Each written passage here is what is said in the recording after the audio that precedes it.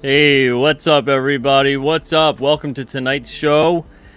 I am Peter Samedi, creator of King Cryptid, founder and publisher of Alternate Comics. And we're going to be talking about King Cryptid tonight. A deep dive on King Cryptid characters. Declassifying and demystifying a couple of them. But not anything close to all of them. There's going to be some, I guess you could say some spoilers. Not really. You know, talking about characters, to me anyway, that has nothing to do with spoiling. Spoiling has to do with the plot, you know? And yeah, sure, the characters are a big part of the plot.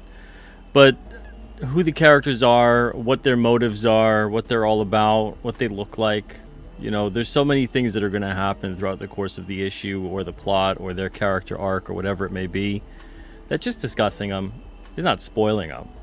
Although some people might think it is. So that's why I said, you know, possible spoilers, but not really. So that's what we're going to be talking about tonight. But if you're here for King Cryptid, if you're here to learn more about the series, or maybe you've read the first 4 issues, you really enjoyed it, and you want to learn more about what's to come, the next 5 issues 5 to 9, which are currently funding, this is the show for you. We're going to be going deep tonight. Going deep. Alright, before we get started, I want to say hello to you guys here in the chat. Now, this is technically not an episode of Comic Book Radio, but we'll still have a break, a quick break, in the middle. Be about an hour or so this show. Fritzy, what's up? Fritzy says, I'm foregoing Billy Tucci tonight for King Cryptid. That's how great King Cryptid is. Man, thank you. Thank you, Fritzy. Maybe you could go back and forth, you know? Maybe. Seer of all that is obvious, what's up? Hope you're doing well. Mighty Joe is here too. Hey, Mighty Joe. We got NY Spawn here as well.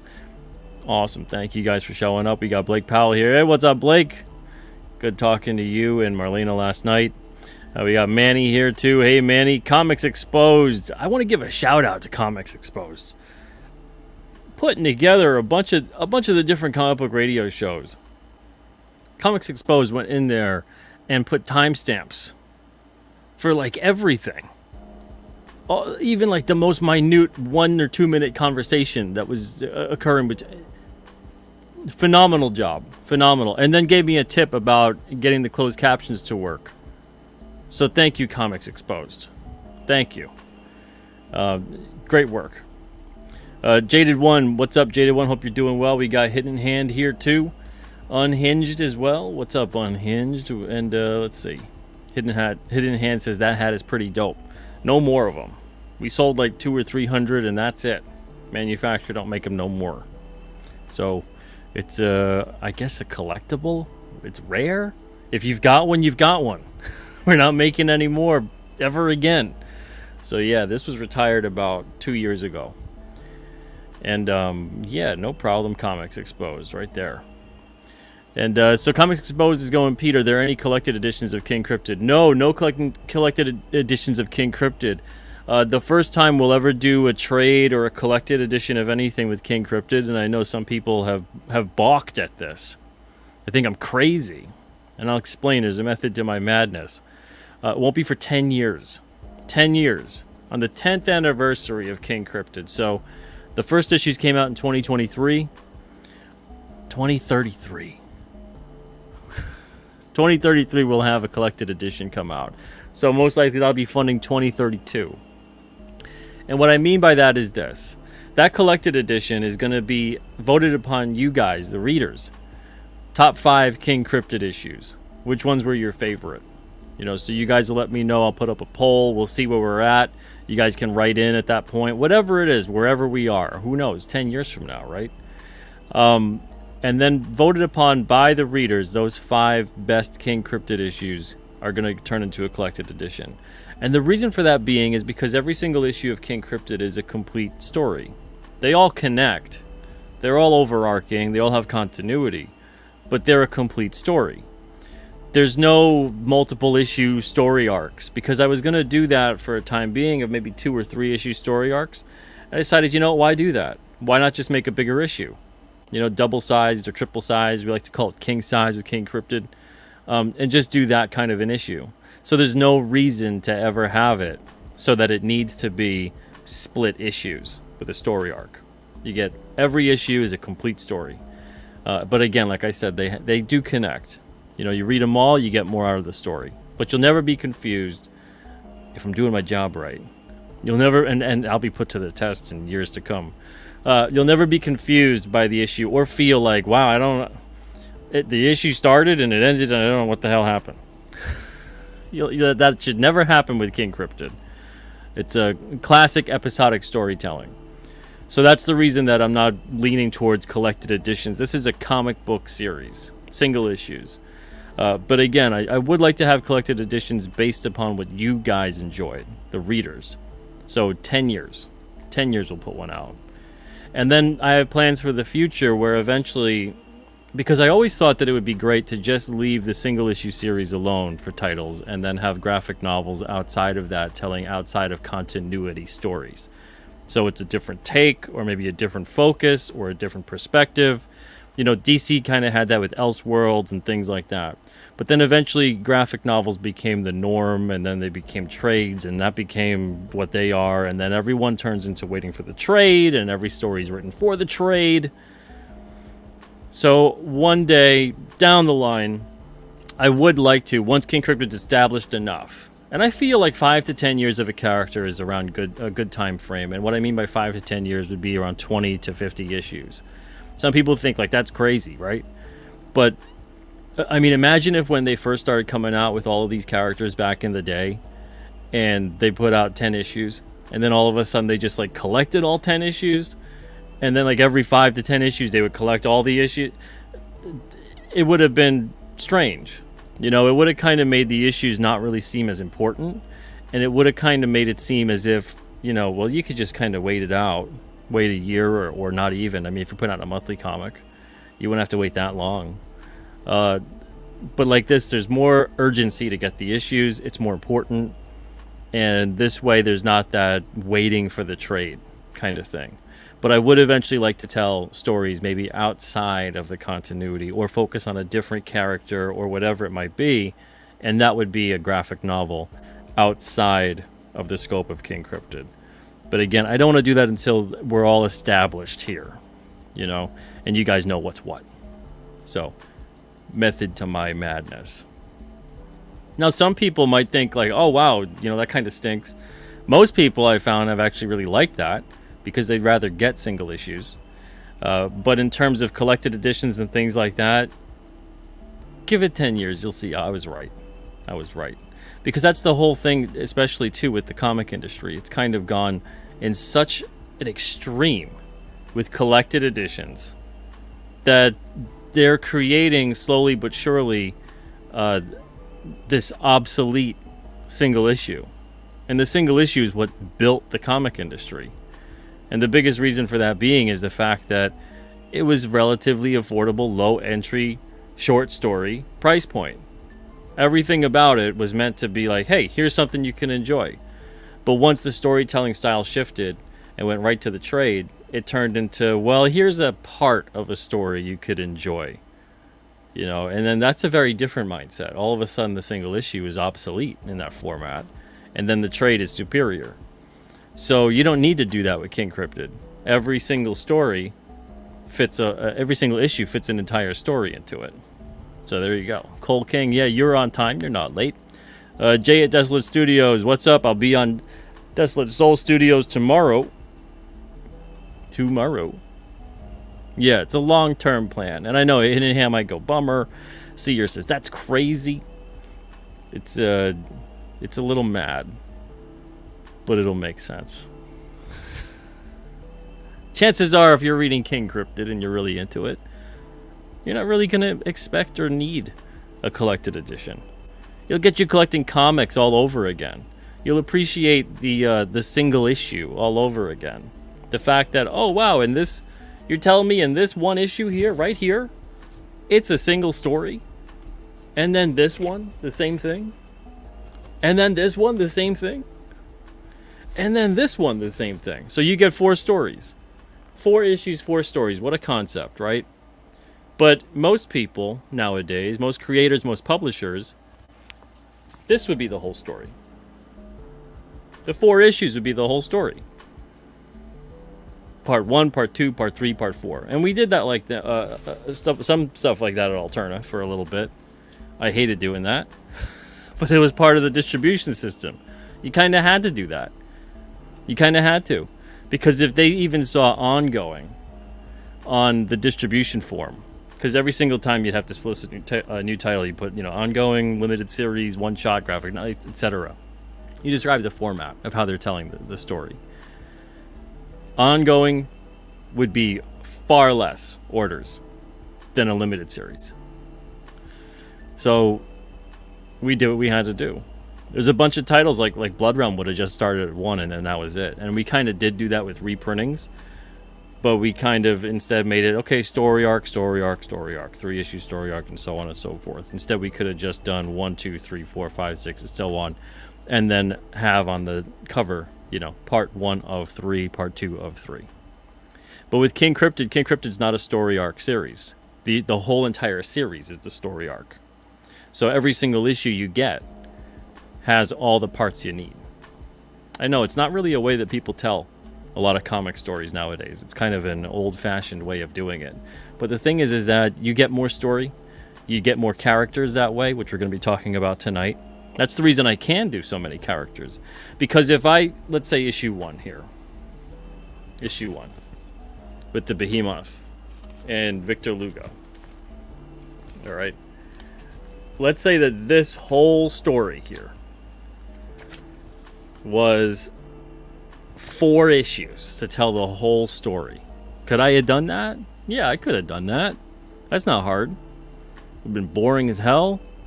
But I could have done it. Would have been drawn out. Would have been unnecessary. But I could have done it. And then you would have got 4 issues telling the story that's essentially in these 22 or so pages. And you wouldn't have got issues 2, 3, or 4. There'd be no Granite Beast. There'd be no Broog. There'd be none of the kids with the UFO and that whole entire story arc that's playing out that's so pivotal to the rest of the series. There'd be none of that. There'd be none of that. You wouldn't know about any of that. And then there'd be none of the stuff we're seeing right now with issues 5 to 9. There'd be no White Mountain Yeti. There'd be no Wendy the Werewolf. There'd be no flashback to Dogtown Village in Massachusetts. There'd be no follow-up with the Zeta Reticulans and the aliens abducting the kids. There'd be no Puckwudgies. There'd be no Dragon Vanderkind. There'd be none of that. Because now the next 4 to 5 issues, we got to tell the next story arc, which would have been probably the Granite Beast. And that would have been 4 issues there. So all of a sudden, you're looking at, okay, wait a second. If these were all 4-issue story arcs to basically tell the same story, you're looking at 16 issues to tell 4 stories. So once you start realizing, wow, there's a lot of publishers and writers and whatnot out there that are doing that nowadays, you realize exactly what's happening. So you don't have to make 16 issues to tell 16 stories. You need to make 4 stories to sell 16 issues. You just draw them out. That's decompressed storytelling. And that shifted a lot in comics. So with King Cryptid, it's all about that classic episodic compressed storytelling, but not rushed, not every single page and panel is important. None of that stuff that involves, you'll see it in comics a lot of nowadays where it's like a whole page or 2 where it's just a bunch of like talking heads and there's no background and there's nothing happening and they're all just, everything's a soliloquy. Nothing's progressing the plot. Everyone's just kind of talking about how they feel about something right now and that's happening in the story or that should be happening in the story. And they don't necessarily need to do that. That's not a story. That's something else entirely. And with King Cryptid, we don't do it that way. The stories aren't told that way. The stories are told so that it's as if you're sitting around the campfire telling a story. And this is how you would tell the story. Now, if you're sitting around the campfire telling a story, and you've got a bunch of people that are just talking heads within your story, well, let's see what so-and-so has to say, and now let's see what so-and-so has to say, and then so-and-so has to say this. That's not an interesting story, The story's about what's occurring, what's happening. Everything that's important is being told. All the other stuff, you don't need to know about it because it doesn't matter. It doesn't matter to the story. So King Cryptid, all killer, no filler. Let's see. Brian, what's up, Brian? Hope you're doing well. IO1BO2 says, any chance we'll see Paul Bunyan? Well, Paul Bunyan's not a cryptid. Paul Bunyan is a legend. It's a folk hero. So most likely not. Most likely not. Will we see some issues take place in Michigan? I mean, there's a couple things we could do in Michigan. There's a lot of lakes over there. There's a lot of lakes in Michigan. And where there's lakes, there's weird serpent-like cryptids, among other things. You know, there's a couple lakes that are rumored to contain an octopus throughout the U.S., which is strange. How'd they get there? Beampad, what's up, Beampad? Hope you're doing well. Mighty Joe says, hey, Pete, still waiting on Winter 23, but apparently USPS decided it's more economical to let it pinball around the West Coast. USPS changed things to ground advantage, and they got rid of first class package, and that's kind of screwed up everything. I've talked to my local post office about that, and even they're like, ugh, why? Spicer, what's up? How's it going? Hope you're doing well. Massive Panda, hey, Massive Panda. Hope you're doing good. Thank you for joining tonight. Cole King says, I think the indie market has really gotten used to large volumes and graphic novels. You don't see a lot of traditional single issues anymore. Yeah, it's true. It's true. And with that, people are forgetting how to tell a shorter story effectively. They're going, you know, I got room to spread out, you know. I'll just tell my 20-page story in 60 to 80 pages or so. Or I'll tell my 20-page story, and, you know, it's a part 1 of 3 or 4. So I'll release the one issue, and you know, it's not a satisfying conclusion. It's a part, you know, and then you read the second one, and that's very much the middle. And the third, and it feels like the final act and whatnot and all of that. And it's kind of formulaic, and it's over and over again, and it's, you know, you need all of those issues to complete that story. But if you're an indie creator, it's one of two things. So if you're an indie creator, and this is what I've noticed over the years, and this is why I'm also doing King Cryptid this way.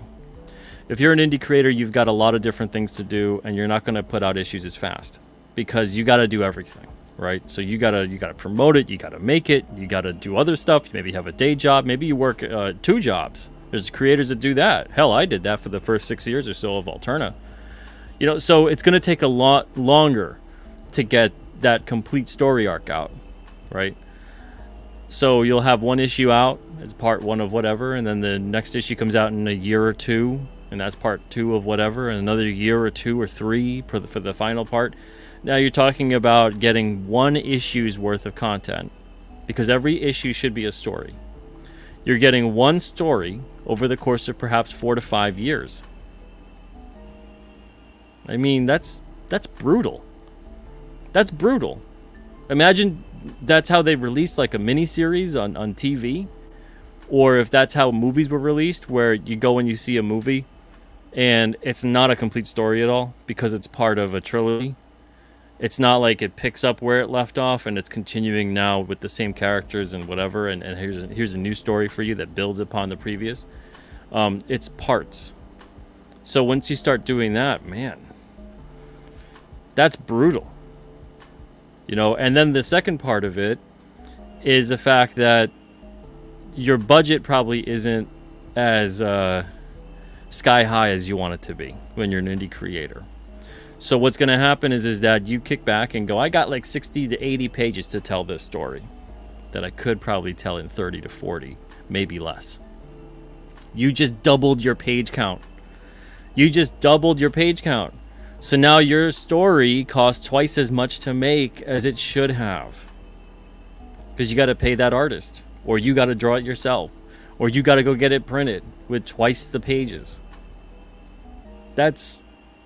So now it's twice as big, twice as long to make, twice as expensive.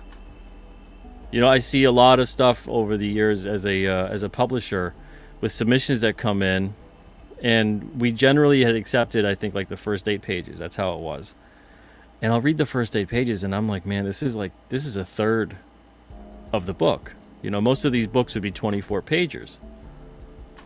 And I look at it, and I go, I don't even know what's happening in these first 8 pages for about 70 to 80% of the published the submissions that came in, because they're taking their time with those 8 pages, as if like they've got 100 pages to tell, and that you're in there for 50 to 60 pages right off the bat.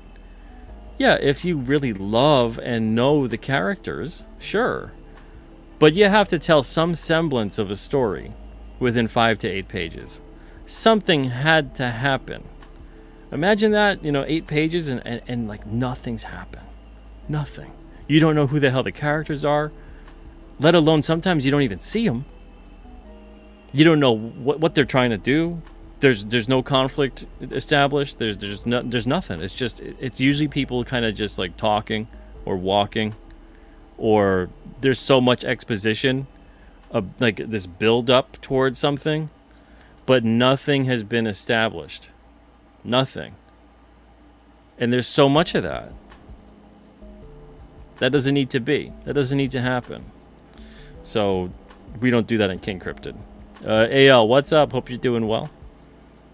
Within the first 3 to 5 pages of King Cryptid, that whole issue is established of what's what, who's what, where they are, what they're doing, what they're up to, what they're after, and what's about to occur in 3 to 5 pages of every issue of King Cryptid. Mighty Magic, hey, how's it going? Manny says, I saw you sell the script for issues 5 to 9. Do you sell the scripts for 1 to 4? That was on the last campaign. And I don't reprint them. So what's printed is printed. So if you grab the 1 to 4 on the last campaign, congrats. It's a very short run. I think we printed 70 of them. About that many sold. And the same thing's going to happen with issues 5 to 9. Those scripts don't get reprinted. When they're done, they're done. AL says, so grab them if you want them. AL says, I got my winter bundle and Unit 44 shirt. Awesome. Fantastic. Metatron got his winter bundle as well. That's great, man. Thank you. Hope you guys enjoy them. Cliff says, some of my best comic stories are one-shots. They are rarer, but the industry's past was built to tell one-issue stories, and it's a whole different skill set. Yeah. And because of that, it's kind of cut off the legs of true organic world building. Because you're, like I said before, if I had to tell that 4-issue story arc, or heaven forbid 6 issues, based on the one story in issue 1, we don't learn anything about any other new characters. And if I started throwing all those characters in there, that would have been like a completely disjointed story. It'd be like, like 6 new characters within like the one story arc, and how is that going to make any sense? You can't. There's no way to cohesively tie 1, 2, 3, and 4 of King Cryptid together as a larger 4-issue miniseries. They would still feel like single standalone stories. So you would have to take your time to tell it effectively. You would have to take it, okay, here's a character or two, here's the plot, and here's that, and then we kind of expand upon it. And most likely I didn't need to expand upon it. If I felt like I did need to expand upon the story and the characters, I would have. But there's no need to. That's when the editing and the rewriting come in. So a lot of these, I already know the story beats I want to hit. I already know every 3 to 5 pages, I want to reveal something else that propels the plot. I want to push something about the character. I want to introduce a new character. I want to set up their motive and what they're after. And then I want to wrap it up at the end with what has happened to these characters that's now going to set the course for the next time we see them. And that's every issue is that way. And that's the way most storytelling was for a very long time. And there's a reason that they were able to crank out so many stories and have so many characters, and it's because they told stories like that. If they didn't tell stories that way, they wouldn't have created anything near the level of stuff they created back in the day. Cliff says, many of the best early creators told fabulous stories in 1 issues. Yeah. 100%. Johnny says 4 issues to tell 1 story means I wait for the trade. Exactly. You got to get that complete story right there in that 1 issue. Cliff says several of my favorite comics are stories told as one-shots. Yeah. Let's see. Grey Wolf says Bedford Lake in the next county over from us here in Tennessee had an alligator for years. Tennessee Wildlife Resources Agency tried to stop it, but had to kill it because it had become too dangerous. Man, oh man. John's Longbox, what's up? Hope you're doing well. Let's see here. My Ajo says, can't wait for my new jersey. It's on the way. Let's hope. But it is on the way. All the jerseys got shipped out. Cole King says, I feel you, brother. I work 2 jobs on top of trying to write. I'm lucky to get so much as a scene outline done in a week. It's a grind. Yeah, I mean, that's very much the reality for a lot of indie creators. I've been doing Alterna and making comics solely. This is it. This is it. Everything with this is it for me for the past 10 years. 10 years? Yeah, because Alterna is 17 years old. It's gonna be 18 next year, and the first 6 to 7 years, I worked like 2, sometimes even 3 jobs. You know, like so I was working like 40 to 50 hours a week between jobs, and then I was working 2 to 4 hours a day. You know, and not sleep until like 3, get up at 6, etc. I did that for like 6 to 7 years, just to get everything established. You know, so I know what it's like for people out there that have to juggle everything and they're just starting out and everything else. Keep at it. Keep at it. But that's what I was talking about too, where, you know, it's going to take time with a lot of indie creators that are doing their thing. Don't shoot yourself in the foot by going, I'm going to create this huge, expansive story, you know, and you don't really have much time to tell it. You know, think smaller with your stories. It'll keep your scripts tighter. It'll keep your pace on point. And it'll keep you from wandering around, wasting time on the page. You know, you're wasting your time. You're wasting the reader's time. You're wasting your money with those pages. Stick to the stuff that matters. You know, keep it simple, stupid. Kiss. Let's see here. Buddha Bear says, hey all, got hit at work right after joining the show. What's up, Buddha Bear? Hope you're doing well. Spicer says, King Cryptid 1 to 4 should be here by Tuesday. Really looking forward to seeing how you handle storytelling. Do you have a personal formula or rely mainly on the hero's journey?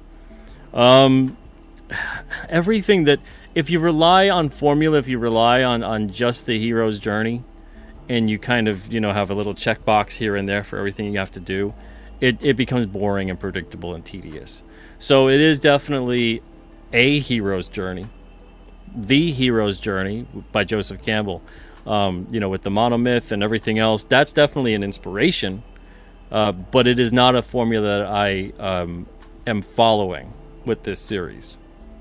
So there's a lot of different things that occur within the stories of King Cryptid where it's going to feel like that to you, but it maybe isn't, you know, or we there's forks in the road at every single point within the hero's journey that you could go one way or the other way or whatever it is, and you could start going down a different path. You know, how much do you follow that? You know, so I like to kind of take a lot of twists and turns throughout the course of it, and then especially depending what kind of character it is. You can't have every single character going on that journey, because otherwise it's going to turn into the just, I don't want to say predictable, because at that point it's not even just predictable, it's awkward and boring and forced at that point, you know. So it's important to know about that stuff, but it's important to kind of know the rules so you can bend them and sometimes break them. But that's what keeps it interesting. And it's not about subverting expectations either, because that also gets predictable, and that also becomes a thing where writers can fall into that and then completely lose themselves in undermining their own efforts. So it's more about making sure that you're creating characters that have true motivations, that they care about accomplishing, things that they want, things that have happened to them that maybe the reader doesn't know about yet, but I know about, so that it is an underpinning of how to describe future events and why this character is reacting in a certain way at certain times. Again, it's not something that's necessarily detailed to the readers at every single point in time, but it maintains a consistency. So if I don't have that established in there, I'm not going to be consistent with the characters. And then I'm going to turn to the bad writing techniques of subverting expectations. And now all of a sudden what that really means is I'm having characters act out of character. And then that's frustrating. And then that pulls you right out of the story. And then you're sitting there envisioning me writing the story and going, why did Pete write it this way? As opposed to sitting there and going, why is this character doing that? This must mean something. That's not how they usually behave. You know, and it's usually because of a stimulus that's occurring, something that is actually happening to that character that is making them behave a certain way. You know, so it's within the story itself. It's not just a kind of, because the writer said so, which is how a lot of subverting expectations goes. You know, if you're doing subverting expectations the right way, you're not actually subverting any expectations. What you're doing is you're taking the audience along for this ride and this journey with this character, and you're establishing their character arc. So you've been setting things out the entire time to explain what's occurring. There's a lot of modern writing that doesn't do that. There's a lot of modern stuff that is more about tearing down what was previously established because it for some reason they think that that's clever, you know, or that's a surprise, but it's not a surprise. It's just confusing and irritating, and it's bad writing because it doesn't follow through with consistencies of prior things that were established. There's so many examples of it. I don't want to talk about those characters though. So for King Cryptid and his journey, now he's a 500-year-old character. All right, essentially he was cursed back in the 1600s. I don't want to give specific. I know the specific day and date, the year, everything. But if I give that away, it's going to give away some pretty important stuff in the story. So we'll say the 1600s. All right, so he was cursed around the 1600s, betrayed by his own people, turned into this thing, this creature, King Cryptid, right? Now, he wasn't always referred to as King Cryptid. King Cryptid is both a title that is a descriptive title and a mocking title. You'll discover what is it mocking. So he's not entirely... It's taken him centuries to get used to the title. Let's put it that way. It's still kind of a little salty, right? And you'll get the feeling of that as soon as issue 1 occurs, because he's not... in all 4 issues, it's established his name is Crowan, right? Issue 3 is a flashback issue with the kids. That's this one. 1984. We're going back to September 19th, 1984. And... they know of the legend of King Cryptid, but they've never seen him. They don't know more than what they've heard and what they've read. So he doesn't even talk really in that issue. He grumbles at one point. You'll see it if you've read it. You've read it. If you know, you know. But it's not pivotal necessarily to the story for me to detail to you that at this point, because it is spoilery. But King Cryptid is, like I said, it's a descriptive title, it's a mocking title. His real name is Crowan. As far as he knows, that is his real name, because that is the only thing he can remember of his time as a human being. So that means a lot to him. It's a memory that he cherishes, and for whatever reason, it brings him some kind of solace. And what I mean by that is the fact that it makes him remember that he wasn't always this way. He wasn't always in this state. He didn't always look like this. He wasn't always that. Maybe it gives him some hope that maybe one day he won't be that. Maybe one day he could even... I mean, he doesn't even know if he could die. He's 500 years old. He's seen a lot of death. A lot of death. And he's done a lot of killing. Because in his first 100 years of being cursed, roughly first 100 years, part of his curse, and I've explained this before, but I'll say it again, part of his curse involved essentially that he could not control what he was doing. He was this ravenous, killing beast. Ate, killed whatever in sight. Animal, person, didn't matter. On the inside, though, he was fully aware of what he was doing. Absolutely powerless to stop it. So 100 years of that, day in and day out, doing that, right? Imagine being in that. That's a living nightmare. And you don't know when it's going to end. So that's what life was like for him. Around that 100-year, the first century mark for King Cryptid. He comes across a Wampanoag shaman. The Wampanoag are a native people kind of in the region of, relatively speaking, I guess you could just say New England. The language is Algonquin based. There's a lot of different dialects with Algonquin. So he meets a Wampanoag shaman by the name of Black Moon. And Black Moon essentially knows who this guy is. He says, this guy matches all the stories I've heard about for so long. So he approaches him. He's not fearful of him. When we do tell that story, we will get to why. Because there's a couple different layers with that story. It's not necessarily King Cryptid's origin, but it's a part of his origin. Because it's a part of what you see when his humanity is now restored. So Black Moon helps to restore his humanity. He gives him this thing, this cosmic moonstone, and that's what's over here. Now, when he was in a feral state, he did not have that. Just had the crown of bone. He looked like he looked, but more twisted, more snarly, more feral, more unkempt, more beastly. You know, far scarier. He looks pretty well put together. But when he was in his feral state, before that cosmic moonstone restored his humanity, he was pretty awful. So that cosmic moonstone restores his humanity. His true self comes out, but he still looks the way he looks. So in issue 2, we establish what exactly that moonstone does. Now in issue 2, he comes across the Granite Beast, and that's this fella on the back cover. Granite Beast is about 20 feet tall. King Cryptid is 7'2". So there's quite a difference in height. And you can see, let me bring a page about for you. I love this splash page here. This is artwork by Nick Hunter. You know, he's just crack. The sound of stone on King Cryptid's face. He doesn't fully hit him. He grazes him, but still practically just knocks his head off. That's how strong the Granite Beast is. This is also on the night of a new moon. So we explained this in the beginning, how on the night of a new moon, King Cryptid's powers are at their lowest. On the night of a full moon, his powers are at their peak. But it depends also on whether or not that moon is seen. Because the moonbeam does need to charge. Think of the moonstone as a lunar cell. You know, so instead of a solar cell, it's a lunar cell. It gets charged up by the light of the moon. He generally meditates during the daytime, but he can still be active. But he's relatively depowered still.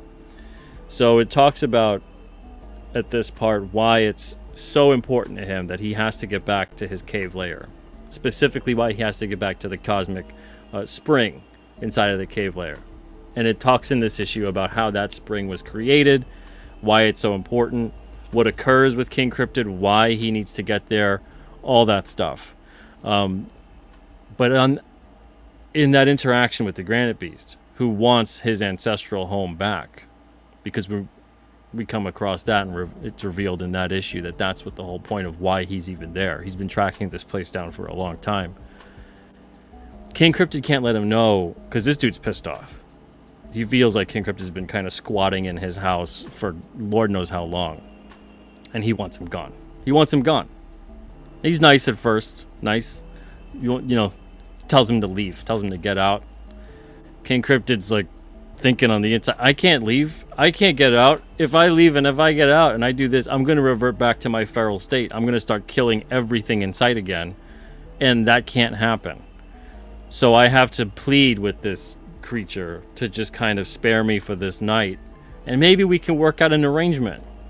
You know, reasoning doesn't work with the Granite Beast. So the issue kind of escalates past that point.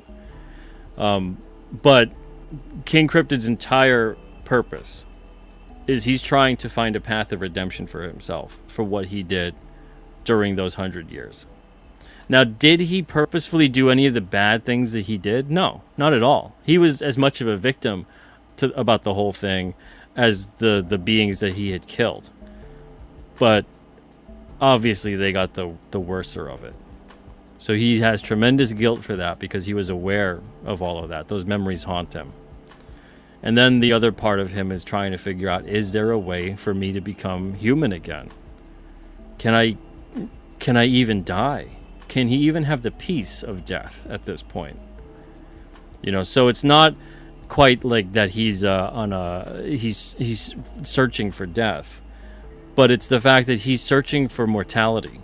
He's searching to be a complete human again.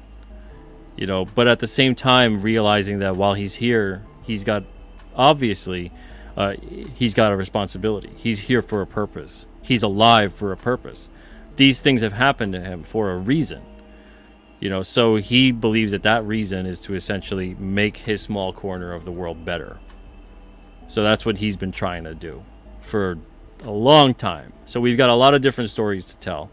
Now, the thing that's throwing a wrench into everything, this character's been around, like I said, 500 or so years.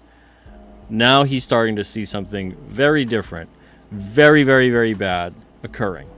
And that is the combination of dark magic and black budget corrupt science. So by doing that, what's occurring is it's creating a great deal of disharmony within the world. It's creating a lot of turmoil. It's throwing off the entire world, essentially. He can feel something's wrong. He doesn't necessarily know what it is. And that's what we see in issue 1. That's why it's kind of like he's returning. Because even Victor Lugo mentions the fact that he's on the phone with whoever he was on the phone with. Talking about King Cryptid, essentially. And saying that they didn't even think that this guy was still around. Because they hadn't heard from him in 30 or so years. But now all of a sudden, they're seeing the footprints. It must be this guy. They see this guy. They see King Cryptid during the course of issue 1. And it turns into that. It turns into this, okay, he's back. He's not dead. What's going on? And the reason for that is because King Cryptid is starting to sense a disturbance in the world. He's starting to feel that something has shifted. Now, in the first 4 issues, he can't quite put his finger on it. He just knows things are happening, and they're happening at a far closer rate together. In issues 5 to 9, he starts to really get something concrete. There's something that occurs in issues 5 to 9 where he is going, that's it. Something is happening. Something strange is absolutely going on, and these things are at the center of it. So there's a lot that gets revealed throughout the course of issues 5 to 9. That's kind of a build-up of things. Because that's the thing with this series, too. Even though each issue is its own story, there isn't a point in time where you're going about and saying, wow, it really seems like these characters have forgotten what occurred in the prior issues. So everything, the continuity matters. Everything that occurs matters. There's a linear build-up unless we specify in certain issues or in certain points that it's a flashback. So, and you'll always be notified of when that occurs. It's something that you'll never be lost about that. Going back to you guys in the chat, and then I'm going to start showing pictures of certain characters, and we're going to start running down the gamut of those characters as well. And I said this would be an hour, but man, there's a lot to talk about with King Cryptid, so there's probably going to be more than an hour. We'll do an hour and a half. And at the hour mark, I'll take a quick break. Massive Panda says, I agree with you 100%, Peter. I made this mistake with my graphic novel. I pride myself on development, but it could have been a lot faster. I plan on it being more episodic and brief in the future. Yeah, we all kind of make that mistake, I think, starting off, and I'm not saying that anyone's making that mistake purposefully or in any sense of arrogance. I think it's more you feel like you just need a lot of room to tell your story. You feel like you're rushing things if you condense it. And that's a lot of people out there. They don't realize, though, of how much they could actually condense and keep a tighter pace and keep it flowing, and then also make it a harder hitting story. So it takes some time to get to that point. It took some time for me. That's why I'm saying it. I went through that. And it took time for me to come around and go, that's how you do it. Really kind of establishing and studying and really analyzing all the issues I loved, all the comics I loved over the years. I'm looking at what they did. I'm going, it's all, every single thing is important and matters. There's none of it is there for no reason at all. And then the issues that I notice, the ones that I don't like as much as the ones that I do like, it's filled with a ton of stuff that you could have took that out. You could have, deleted that scene. You could have shifted this. You could have made this scene punchier, and that was the big difference between the stories I loved, the stories I liked, and the stories I really didn't care for. Jaded One says, I know this makes me old, but I really miss the 80s to 90s comics when you would get a story in one issue. Yeah. So we're doing, though, in King Cryptid, bringing it back.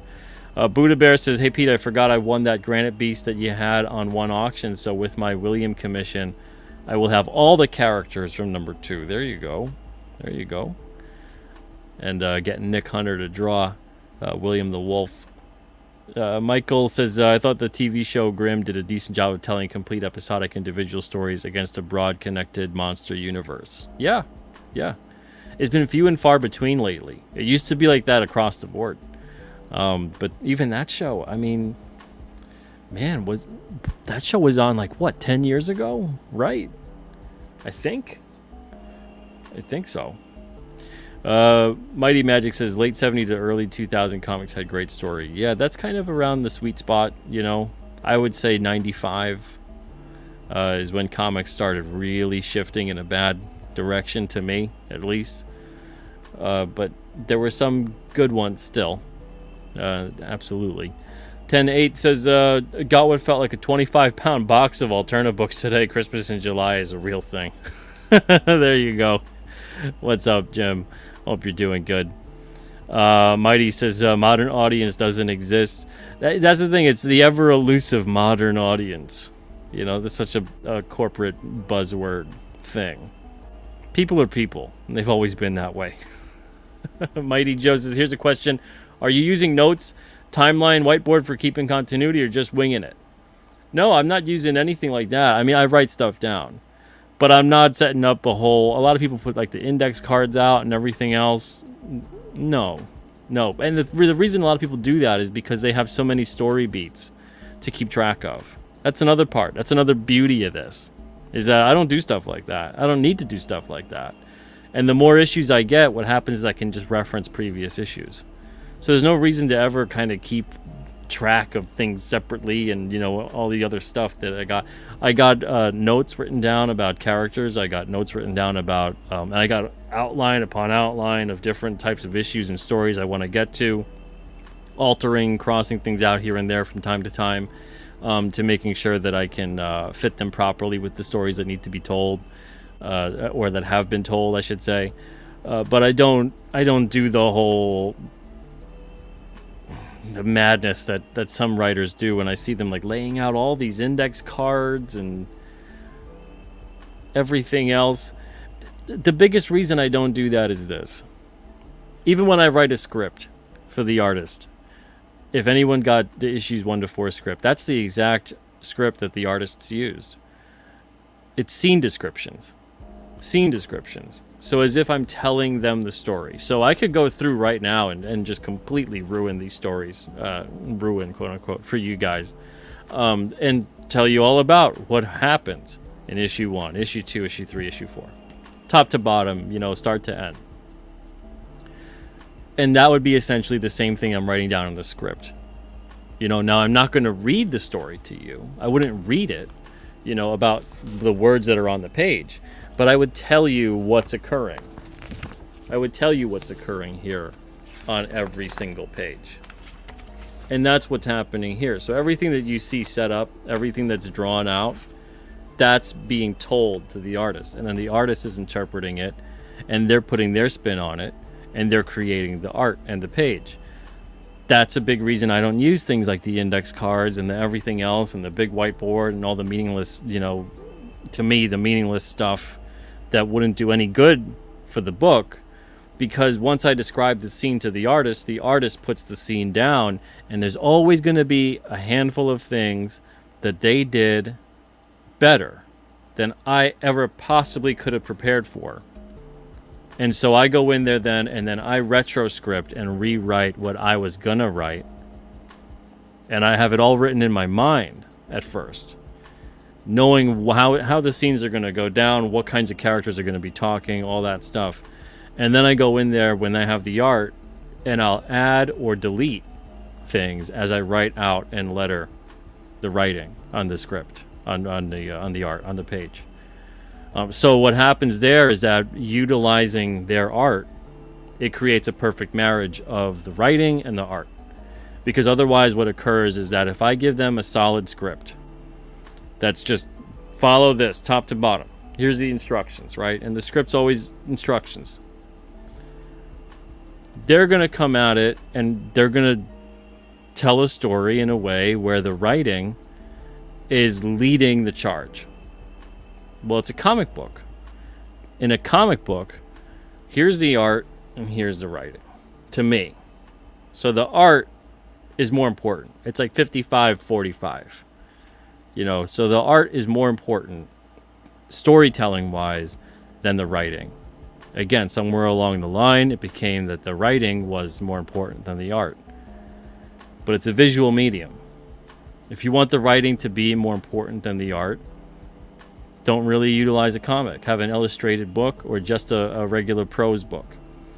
So I want the art to be the thing that carries the story, and the writing is the thing that helps paint the rest of it. Right? So the art is the body, the writing is the soul. And that's it. But if I have it all mapped out with all the little cards everywhere, it turns into the artist going, I got to make sure that I incorporate all the things that Pete wants me to do. And then all of a sudden you get a lot of artists that feel like they can't be creative. So then you get a bunch of talking heads. You get a bunch of static imagery. You lose dynamics in a lot of the scenes because they're more concerned with fitting what the writer wants to write.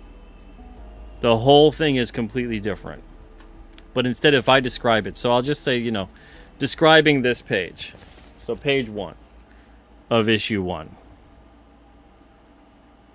So I would describe it as there's a van traveling down the road really late at night, early morning hours of New Hampshire. As it's traveling down the road, it's a dark road. And we see that they have something on their minds. And that would essentially be it. Because then the next page, we have this scene being played out. So we have these two, it would be described as we have a passenger and a driver, and they're having a conversation. One of them is more nervous, one of them is more talkative than the other. The other is the driver is an older gentleman, and I would describe the look of these characters. And then eventually something happens. There's a rattling in the back of the van. The driver is getting a little bit antsy about it, and the van flips. All right, so that would basically be how it's described, and then the artist would go through it, and then they would put the artist, in this case being Christian Rossi, and then they would go through and they would put that together based on the imagery coming to their mind based on the scene description. But if I went through it and I described beat for beat, the caption, the dialogue, everything else, I guarantee those pages turn out very different. Very different. Not even close to as engaging as Christian drew it. So, that's why I do what I do.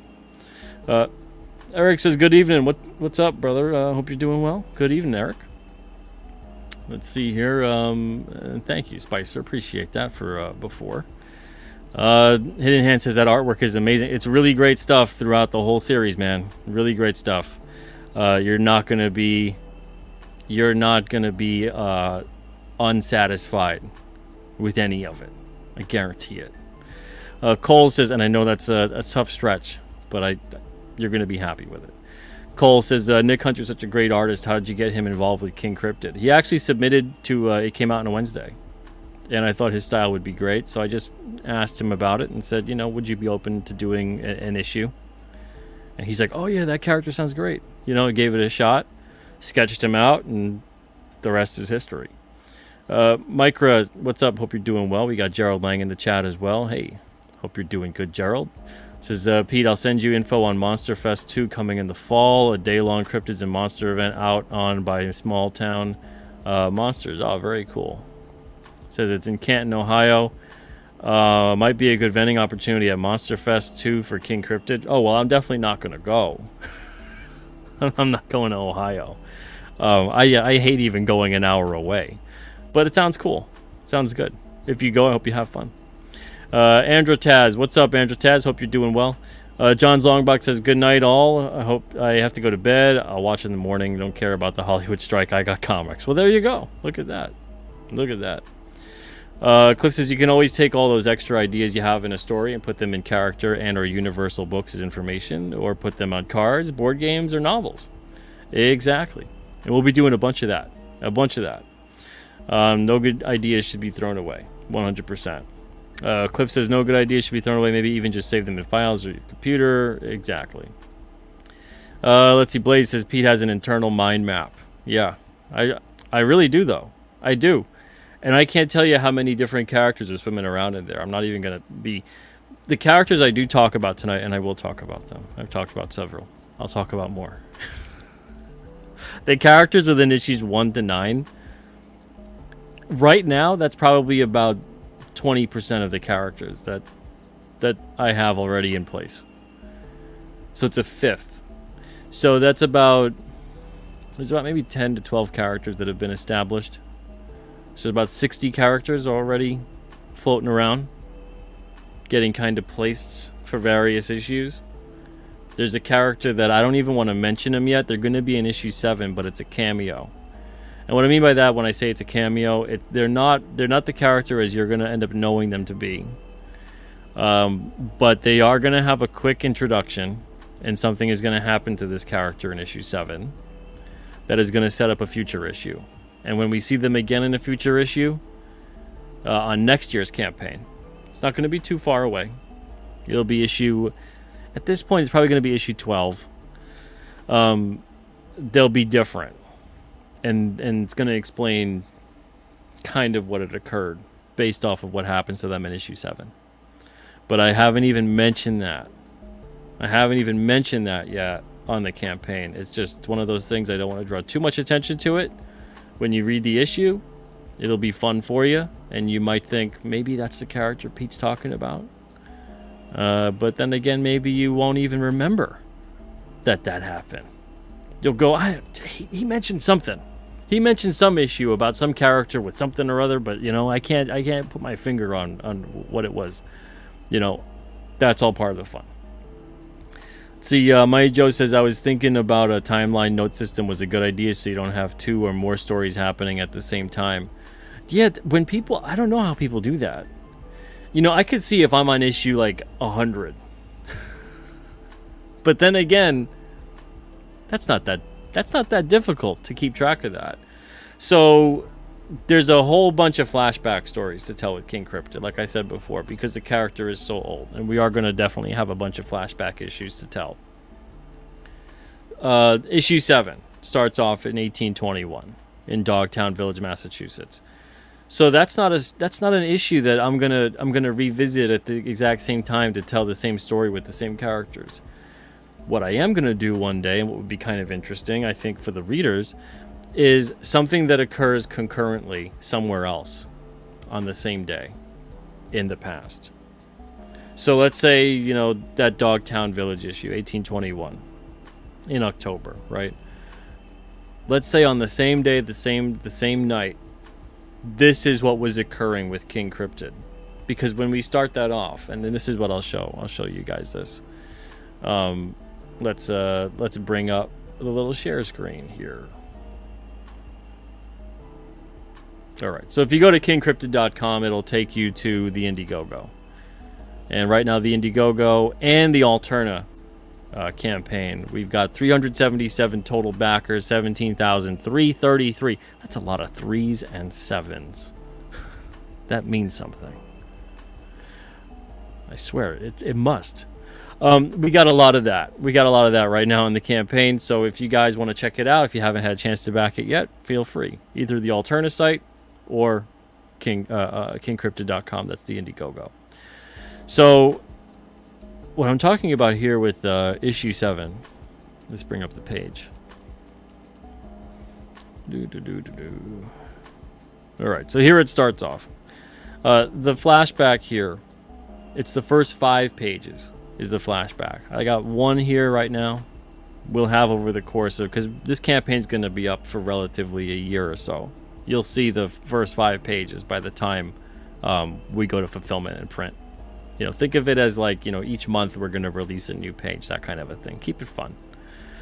So here's the opening page, opening splash page with Wendy and William, October 11th, 1821, which is allegedly the night of a full moon. So this is in Dogtown Village, Massachusetts. It focuses on Wendy and William, and they're fleeing Dogtown Village. Something has happened here where they need to flee. Now, based on what they're talking about, Wendy goes, William, where will we go this time? Where will we go this time? What's been going on with these two? Where they have to go, and they've been fleeing. So Wendy and William essentially are European immigrants. They're Eastern European immigrants, and they've come to the New World, more or less. They've come to Massachusetts to start a new life. And they are together. They're in love. But, which is the case here, what occurred actually in real history in Dogtown Village. Because just a couple of years after this, around 1823 to 1826, Dogtown Village in Massachusetts, which I actually lived in that area. It's modern-day Gloucester, Rockport, Massachusetts. What had happened was essentially the land was dried up. It was infertile. It kind of crushed the whole town. Now, there was a lot of rumors of witchcraft occurring, which is what made that happen. But it was probably due to several different types of things. The reason it was called Dogtown is because a lot of the women that lived there usually had dogs as pets and protectors, because the men of the village were either away. It was a seafaring kind of area on the coast. They were either away, part of the Navy and whatever else, or part of like fishing teams and things like that, or they had passed because of war. Keep in mind, again, the year 1821. So that's the reason it was called Dogtown Village. It's not referred to that as anymore. So going back to that area, we're essentially talking about what's happening with these two. Now, there were a lot of European, especially Eastern European immigrants that had settled that area. And that's a lot of, what led to the witchcraft rumors and things like that. A couple of famous witches, quote unquote, that were there. But this story centers around Wendy and William. These first 5 pages have nothing to do with King Cryptid. We see King Cryptid starting the actual story as of present day. So after the 5 pages establish what's occurring here, then we go into present day. At that point in time, now we're up by Jackson, New Hampshire. Something's been occurring in Jackson, New Hampshire that mirrors what occurred in Dogtown Village in 1821. But it's also been occurring here, there, and everywhere else throughout New England at that point in time. It's just, it didn't catch up with these two. So what I'm talking about is that essentially if you go back to 1821 and you tell, well, where was King Cryptid on this night? Because he was alive. Where was he? What was he doing? You could have a story like that. So I never understand when writers have to go, well, you got to make sure you don't tell that same story in the same, out of continuity. If you've got a massive universe, then I get it. So if you've got like the Marvel or the DC universe and you want to make sure you're telling stories that make sense with the timeline and the place and the location and the characters, so this character couldn't have been in 2 places at once kind of a thing, I totally get it. You should and could still have people who would be responsible for understanding and knowing that continuity, but it does get a little trickier when you have a lot of issues. But this is one of the ways that you avoid that. You don't. People have asked, will you have spin-off series? No, I'm going to have everything within King Cryptid. I'm not going to have a Victor Lugo spin-off series. I'm not going to have a Behemoth spin-off series. I'm not going to have a Granite Beast spin-off. There's no reason for it. If we're going to tell more issues with those characters, we'll tell more issues with those characters within King Cryptid. You know, because that's the world, that's the character. Everything is focused around King Cryptid and essentially the world around him. So there's no reason to have a spin-off. Once you start having a spin-off, then it starts turning into this situation where we'll make sure you're telling certain stories in certain times where you don't have this overlap and you don't have this character being there when they were supposed to be there, etc., etc. But on this whole issue, we start off with that flashback and then we get into present day. So that's why, to go back to Mighty Joe's comment, that's why it's that kind of a thing. Spicer says, I do it the same way. I'm always amazed at the pages I get back, and I end up finishing off the script based off their art. Yeah. I mean, I find that way works really well. Oh, and there it is. I find that way works really well when it comes to telling the story, because you're always going to have different things that occur in the art that you need to actually correct. And you have to actually work the writing so that it makes sense with the art. Let's see. Thanks, Cliff. I appreciate that. Mighty Joe says, that used to drive me crazy. I remember Amazing Spider-Man doing it a few times growing up in the late 80s. Yeah, well, that's the thing, too, with once they started going event crazy and crossover crazy, then it kind of starts feeling weird, right? So once you start having all these characters, and I'm supposed to think that this is that continuity matters, and that these are events taking place that you know are stories, days, whatever, within the life of these individuals. Once you start having these stories not really making sense, because you're thinking, well, how could they have been there when they were just there? Or that character should have been dead. Or that character's costume is different now, but it was just that other one. You know, once you start having these stories that do that, it really pulls you out of it. And then, you know, obviously it's fiction. Obviously it's fiction. But in order to actually be immersed in it, in order to feel like it matters, and this is why you're spending time with these characters, and this is why you're on this journey, you have to make sure that you're not doing those things. You know, and every single time, like, you get a lot of stories, a lot of comics kind of crumbling under the weight of their own continuity. But it doesn't have to be that way. And often they do. So, let's see. Jay says, I find your breakdowns in comic book creating and publishing fascinating and extremely informative. Well, thank you, Jay. I appreciate that. I've been doing this for a little bit. Thank you. I appreciate it, man. We could talk more about that tomorrow night. Shitbird Militia says, just when I think I'm ready, Pete drops the wizened knowledge bomb. Hail Pete and hail chat. Thank you, Mr. S. Bird. Fritzy Schnitzel says, tell us more about Behemoth. You got it. Let's go for it. All right. So, let's see.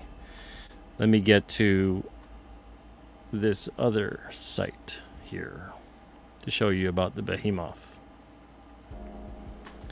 All right. So here we go.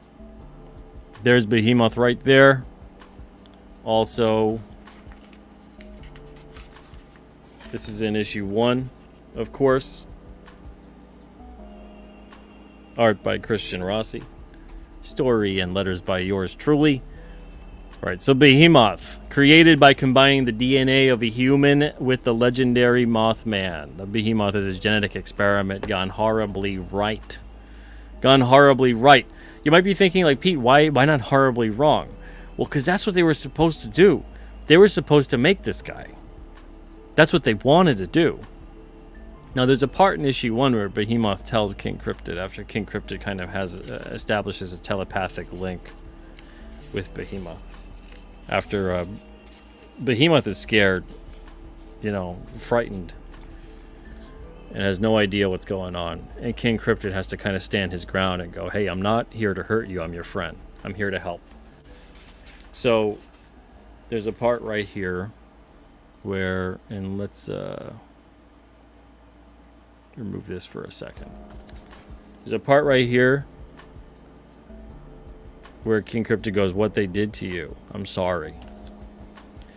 And then Behemoth goes, they said they would make me better, but they made me a monster. So essentially what's occurring here is that Behemoth, it sounds like he was not a willing subject. So Behemoth basically was someone that was doing he was doing what he could to kind of get treatment, an experimental treatment, and they did something to him that combined him with the DNA of the Mothman. We're going to find out a lot more about Behemoth, but I don't want to, especially the next issue where we see Behemoth, because we are going to see him again. The next issue is a pretty intense issue. He really goes through a lot in the next time that we see Behemoth, and it's pretty tough, especially for this character coming to grips with things. Now Behemoth has practically no memory of being a human. You know, it's just one of those things like the flashes and the glimpses and the pain and the whatever.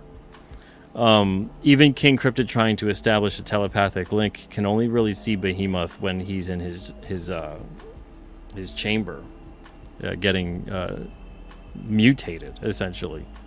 So this character here, some might think that it is Mothman. It's not Mothman, but he does have the DNA of Mothman. Now you're probably wondering then, on top of that, well, does that mean that in this universe here it's established that Mothman is real? Yeah, it's established that Mothman is real. Now, do they have just the DNA of Mothman, or do they have Mothman? And who is they? Right? So there's a lot of different questions that pop up when that occurs. We'll find out some of that, but we'll also find out a couple other pretty devastating things too, in regards to Behemoth and a lot of the different things, because he was not and is not the first and last of his kind. So there's a lot to this character. Now, this character is 9 feet tall, big dude. He's got a 20-foot wingspan, so 10 and 10 essentially. Very lightweight, though, relatively speaking, for 9 feet. You know, about 150 to 180 pounds. You know, whereas King Cryptid's 400 pounds, 7'2". Behemoth is kind of strong, you know, considering, but the strength of Behemoth comes from the wings. So he can fly. His flight is faster than King Cryptid's flight. But in all other aspects, strength, particularly intelligence, things like that, King Cryptid has him beat. So we can see a little bit of that if we go to... Let me go back to the Alterna, the Indiegogo on King Cryptid. You can see a little bit of that with the Behemoth card. You know, so his strength's at a 3, speed's at a 6, endurance at a 4, fighting ability at a 3. His energy is at a 1, which is basically a 0. It's very low level. And intelligence is a 2, which is pretty average for the most part. Whereas King Cryptid's stats are far superior. But the speed of flight is definitely... He's got King Cryptid beat. So even on the card, it says, a genetic experiment gone horribly right. The Behemoth was created as a result of combining human DNA with the DNA of the legendary cryptid known as the Mothman. Easily frightened and frustrated, the Behemoth can exhibit a tendency towards violence, which has put it at odds with King Cryptid from time to time.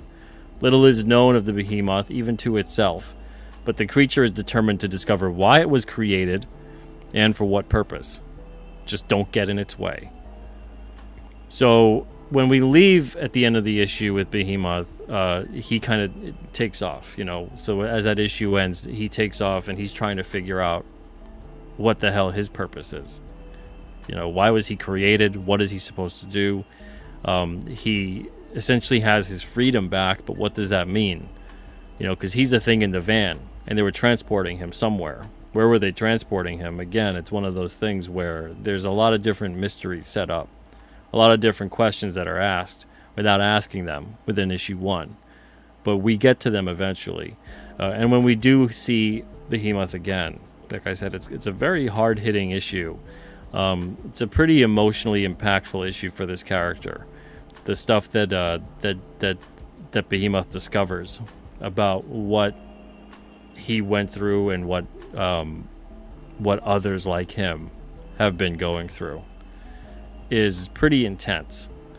And the thing about this series too is that it's essentially, it's creepy when I write it, because I'll come up with a lot of these stories and I'm trying to ground them also in a little bit of not just history, but a little bit of science.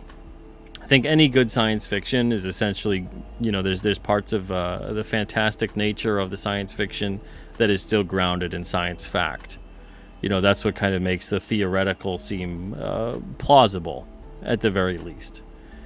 So there's things when I look it up after writing certain issues and certain characters, and I want to kind of ground them a bit more, and I'll look into things. And there's no end. There's no end to the truth is stranger than fiction cliche. That's for sure.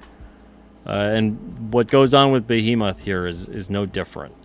In terms of experimentation, in terms of black budget projects, and all of that. There's so many things that have gone on over the years across the world. And I'm sure some of you guys know. I'm sure some of you guys don't. It's not necessary to enjoy King Cryptid. But I hope that this series is one of those books that also makes people go and look things up. Look into it. See if any of these places are real, if any of these kinds of concepts are real, if any of them are grounded in truth. I hope that people do look up some of this stuff. So it's got a lot of layers to it. I always loved stories like that when I was a kid. And I still love stories like that have these little kernels, these little nuggets of truth, of things that are grounded to the world that we live in and are perhaps maybe not as aware of as we think we are. Let's see, Jim says, I used to keep a notepad by my bed for ideas I would get in the middle of the night. But I Seinfeld what I think was a great idea. Squiggle, maybe an R. Is that a 3? Thank goodness for cell phones. Yeah, like you can't understand what the hell you wrote. But yeah, I recommend, do something like that. I write a lot of my ideas on the phone, and then I kind of transcribe them over when I get the chance. To pen, paper, or to the computer and actually save it and all that good stuff. But it's always in different facets in multiple places, especially when it's an idea that really is important. Let's see, Ale says 7 and 3 mean complete in Christianity. Well, yeah, okay, so man is 5 and the devil is 6 and God is 7 and 3 with the Trinity. It's interesting, right? Jim's has got to run. Peace, my friends. Thank you, Jim, for joining me tonight. Eric De Guapo. Hey, what's up, Eric? Dan Lawless. Hey, Dan. Says, I just read King Cryptid 1-4. I was transported to a time where story was king. Pure fun. Pure supernatural adventure. Reminds me of Hellboy in essence. Doesn't get any more fun than that. Oh, thank you, Dan. Appreciate that, man. Man, oh, man. Look at that. There is a ringing endorsement. Thank you so much, Dan. And the thing is, so many of you guys have said relatively the same things. I really appreciate it. I'm glad that it resonates with you. And if I had to say, I'd say that issues 5 to 9 are better than 1 to 4. But, I'm a little biased.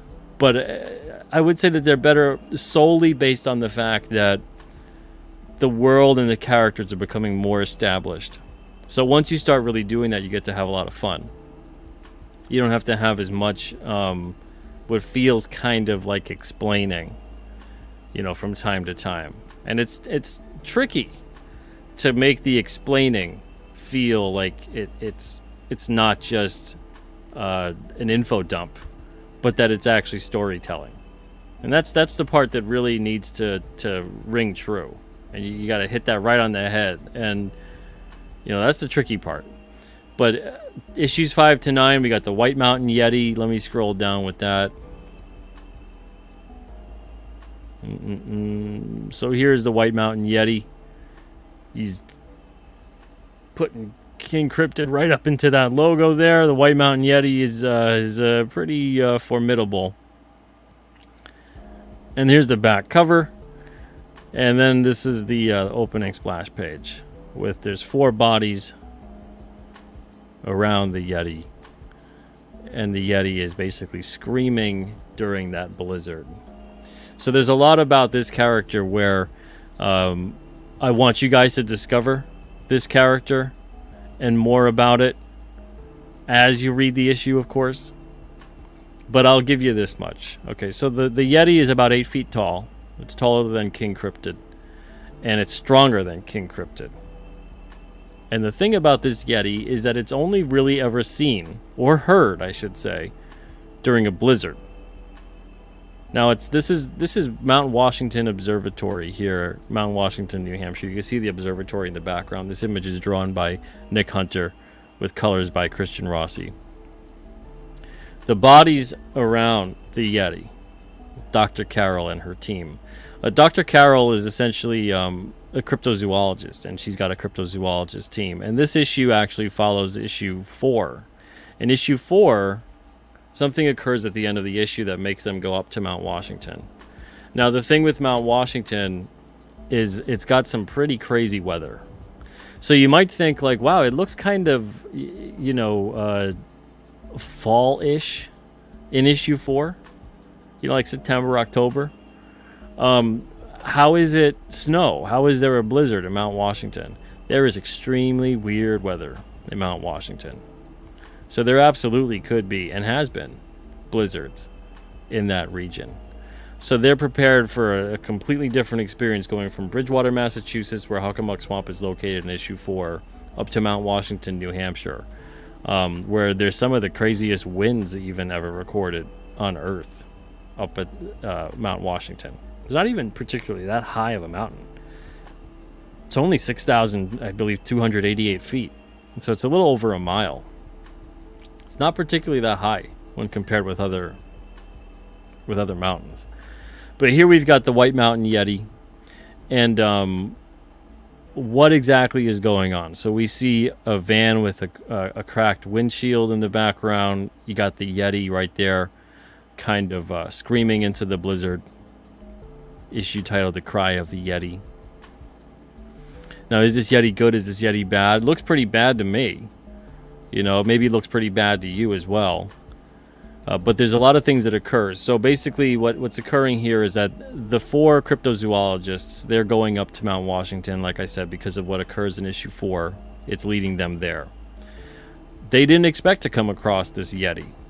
So as they're going up, they hear on the radio that a blizzard is going to hit within 3 days. So we establish that this Yeti is there, this scene occurs, and then we go back a couple of days to when they're traveling up the mountain. We're going to see within issue 5, we're going to see a little bit more about the New England Cryptid Research Organization, which has its base at Mount Washington Observatory. We're going to meet one of their top agents, which is Agent Grenville. Agent Grenville essentially is someone who's going to be in there to dismiss what it is that they're bringing to his attention, knowing full well that what they have found is indeed legitimate. And they have legitimate concerns. And what happens is they meet someone else by the name of Dr. Kate Winters. And Dr. Kate Winters essentially is going to be trying to help out Dr. Carroll. Now, Dr. Winters is a geneticist at Necro and knows what's going on and is trying to fight against it and trying to come up with something that impedes, if not completely puts an end to the genetic experimentation that is going on. Different levels of Necro. So they talk with her, and then the way that the issue kind of transpires, eventually, you hear more and more about this. There's been abductions. There's been people that are missing, the skiers and tourists and whatever, and then this reports of a Yeti, and this kind of creature that's in the White Mountains, and to be careful, and all these other things, right? So eventually we come across this Yeti. King Cryptid is in the issue, essentially defending. When this scene picks up, we would see King Cryptid come back in there. So there's a really great fight between King Cryptid and the White Mountain Yeti, and King Cryptid does something pretty creative with his transmutative cape. And what I mean by that is that when King Cryptid touches certain things, so if we show it in issue 1.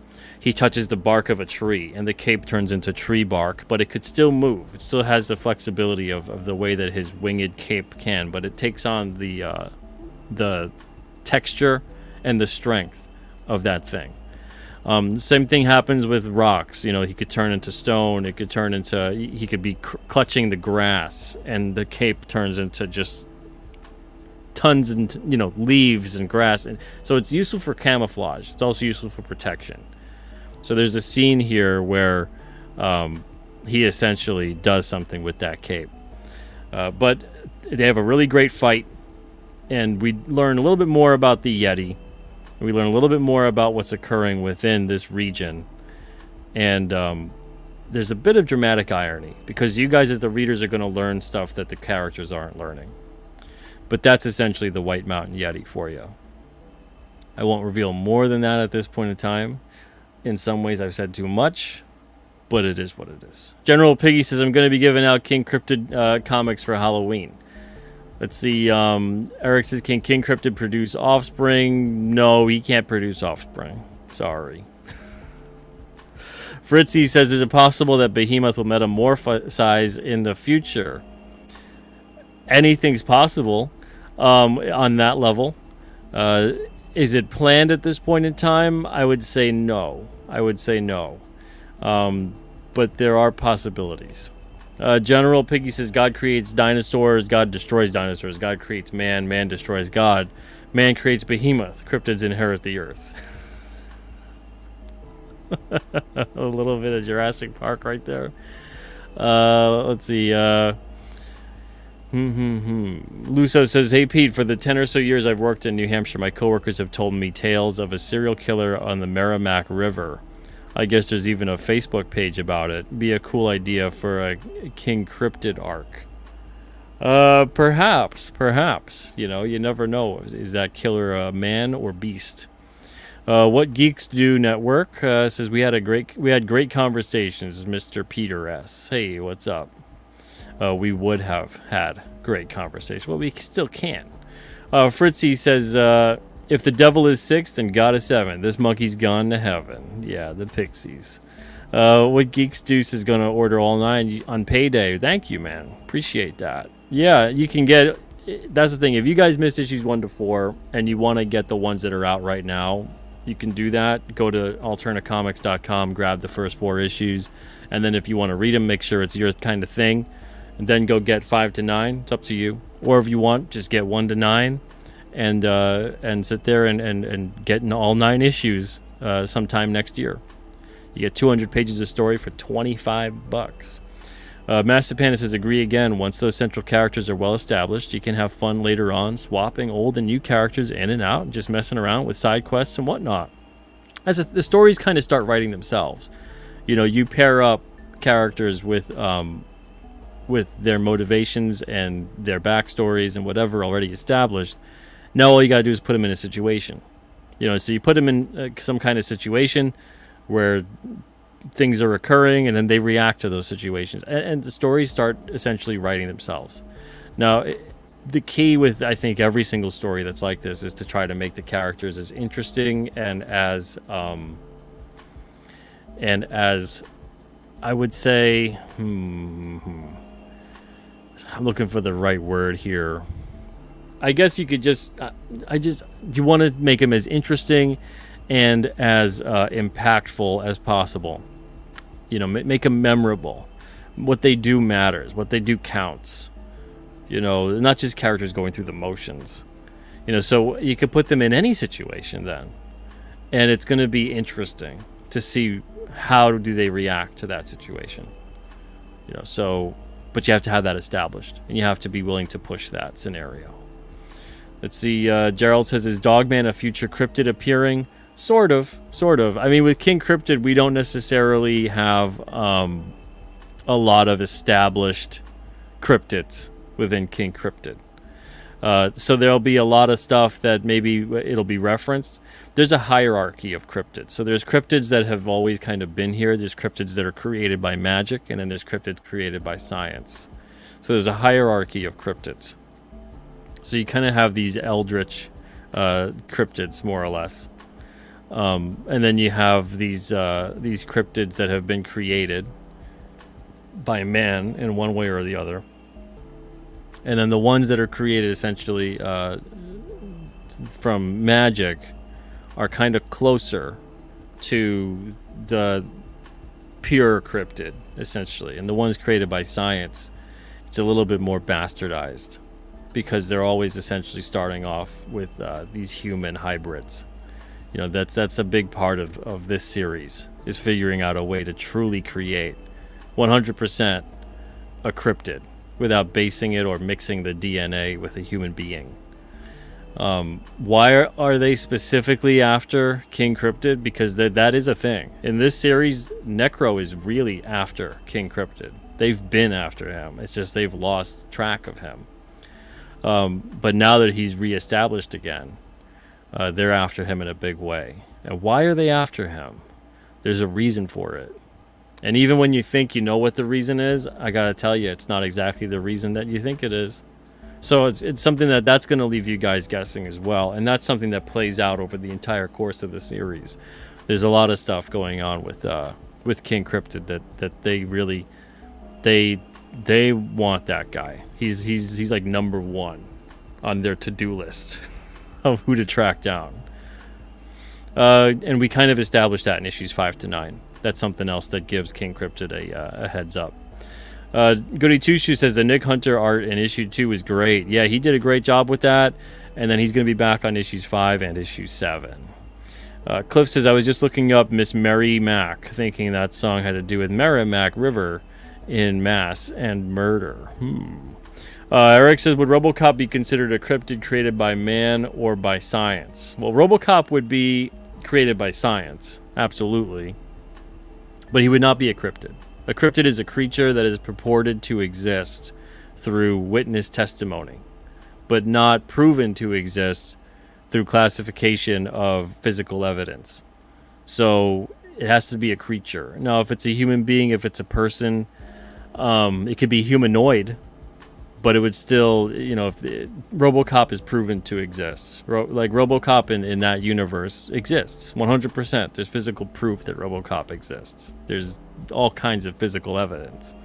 So he wouldn't be a cryptid even if he was. He would, as soon as it's discovered and documented and proven, and they stop being cryptids and they start being classified. Now, there are arguments to make where certain cryptids, especially within this universe of King Cryptid, where they're essentially proven to exist. Like Mothman, they got his DNA. But them having his DNA and them releasing that they have his DNA and letting the science world know about it, are two different things. That's the cover story. That's the cover up. That's where that comes into play. You know, so that's when people are like, oh, you know, how do you know Bigfoot's real? If Bigfoot was real, they would have said so by now. Well, would they? Would they have said so by now? If they have, you know, X, Y, and Z bodies of these various things, would they have said that by now? Even in certain cases with extinct animals, or the animals that were thought to be extinct. And then they realize, oh, wow, they're not extinct. You know, we just found a bunch, you know?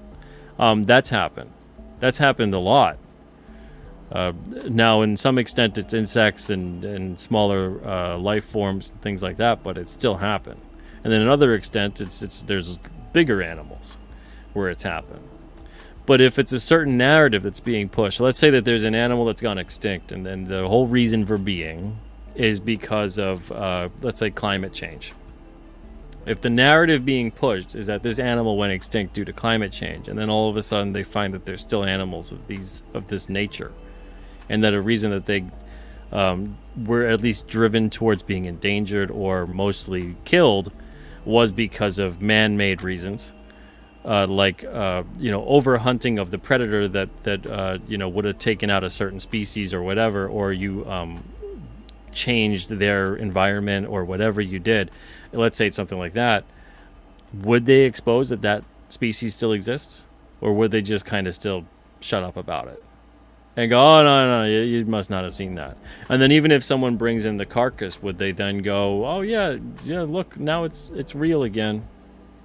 It all depends. Because once you started having science then combining with government, and then combining with special interest groups and corporations, the whole thing becomes everyone's got their own interests involved, and then now it turns into, it's not just about pure discovery anymore. It's about, does this fit the narrative? Does this fit the millions or billions of dollars we have on the line? Do we really want this kind of thing to get out? And then more questions get asked? So there's a lot of different layers at play when it comes to that, and that's been proven over and over again. Some people make it go black and white, that it's just, oh, it's as clear as day. You know, if this thing existed, they would talk about it. Not necessarily. Not necessarily. And that's been proven with many different things. So, let's see. What Geeks Do Network says, you got a chupacabra. Now, that's the thing. Again, you know, going back to the cryptids, I don't find it as fun to just say, I'm going to put chupacabra in, I'm going to put Dogman, I'm going to put the Dover Demon, I'm going to put Loch Ness Monster, I'm going to put Ogopogo, I'm going to put, you know, all of these known cryptids. I'm going to put the Jersey Devil in there. I'm going to put all these known cryptids into every aspect of it. Will they be mentioned? Will there be something that a story may mention them or may discuss them, or maybe they'll show up in some capacity? Yeah. But is there going to be stories that are largely centered around them? Probably not. Like, it's not going to be like King Cryptid squares off against Chupacabra. You know, there's so many more creative things to do than just kind of plug and play a bunch of different existing cryptids into it. You know, so there's a lot of stuff where certain cryptids, yes, they exist. Certain cryptids, especially Chupacabra, there's a lot of different stories with Chupacabra even right now where it's all over the place. The description's all over the place. The locations are all over the place. There's a lot of inconsistencies. But that will come up with certain things because some of these cryptids are cover stories for other things. And that's how that's going to kind of play out. The New England Cryptid Research Organization is centrally located in the Mount Washington Observatory, but there's a lot of different facets to that organization. So it's that kind of thing too. But as the series unfolds, we get into that. Gerald says, will you be bringing native Indian mythology or stories into the narrative of future stories? Absolutely. Absolutely. There's a lot of that to explore. We already kind of do explore some of it in issue 4, and we touch upon a little bit of it in issue, well, not directly, but we do touch upon a little bit of it in issue 2, and then it's briefly mentioned in issue 3. Ernie mentions it for just a brief moment, but yeah, we definitely do mention that. And next year, issue number 10, which will be the king-sized issue, we touch upon that in the Killer King story, and that's going to be king-sized, 60-something pages. It was going to be a 3-issue story arc, but I decided instead just make it a big issue, just one issue. And then we can tell 3 other stories on that campaign. Fritzy says, I would love if they found a Tasmanian tiger. There's been a lot of rumors over the years. There really has. And there's so much of Australia that's still technically unexplored. You know, even like the ocean, it's like something only like 5 or 10% of the ocean has been explored. Lord knows what's running around in there. As far as what they want us to know. Hey, Rick Saylor, what's up?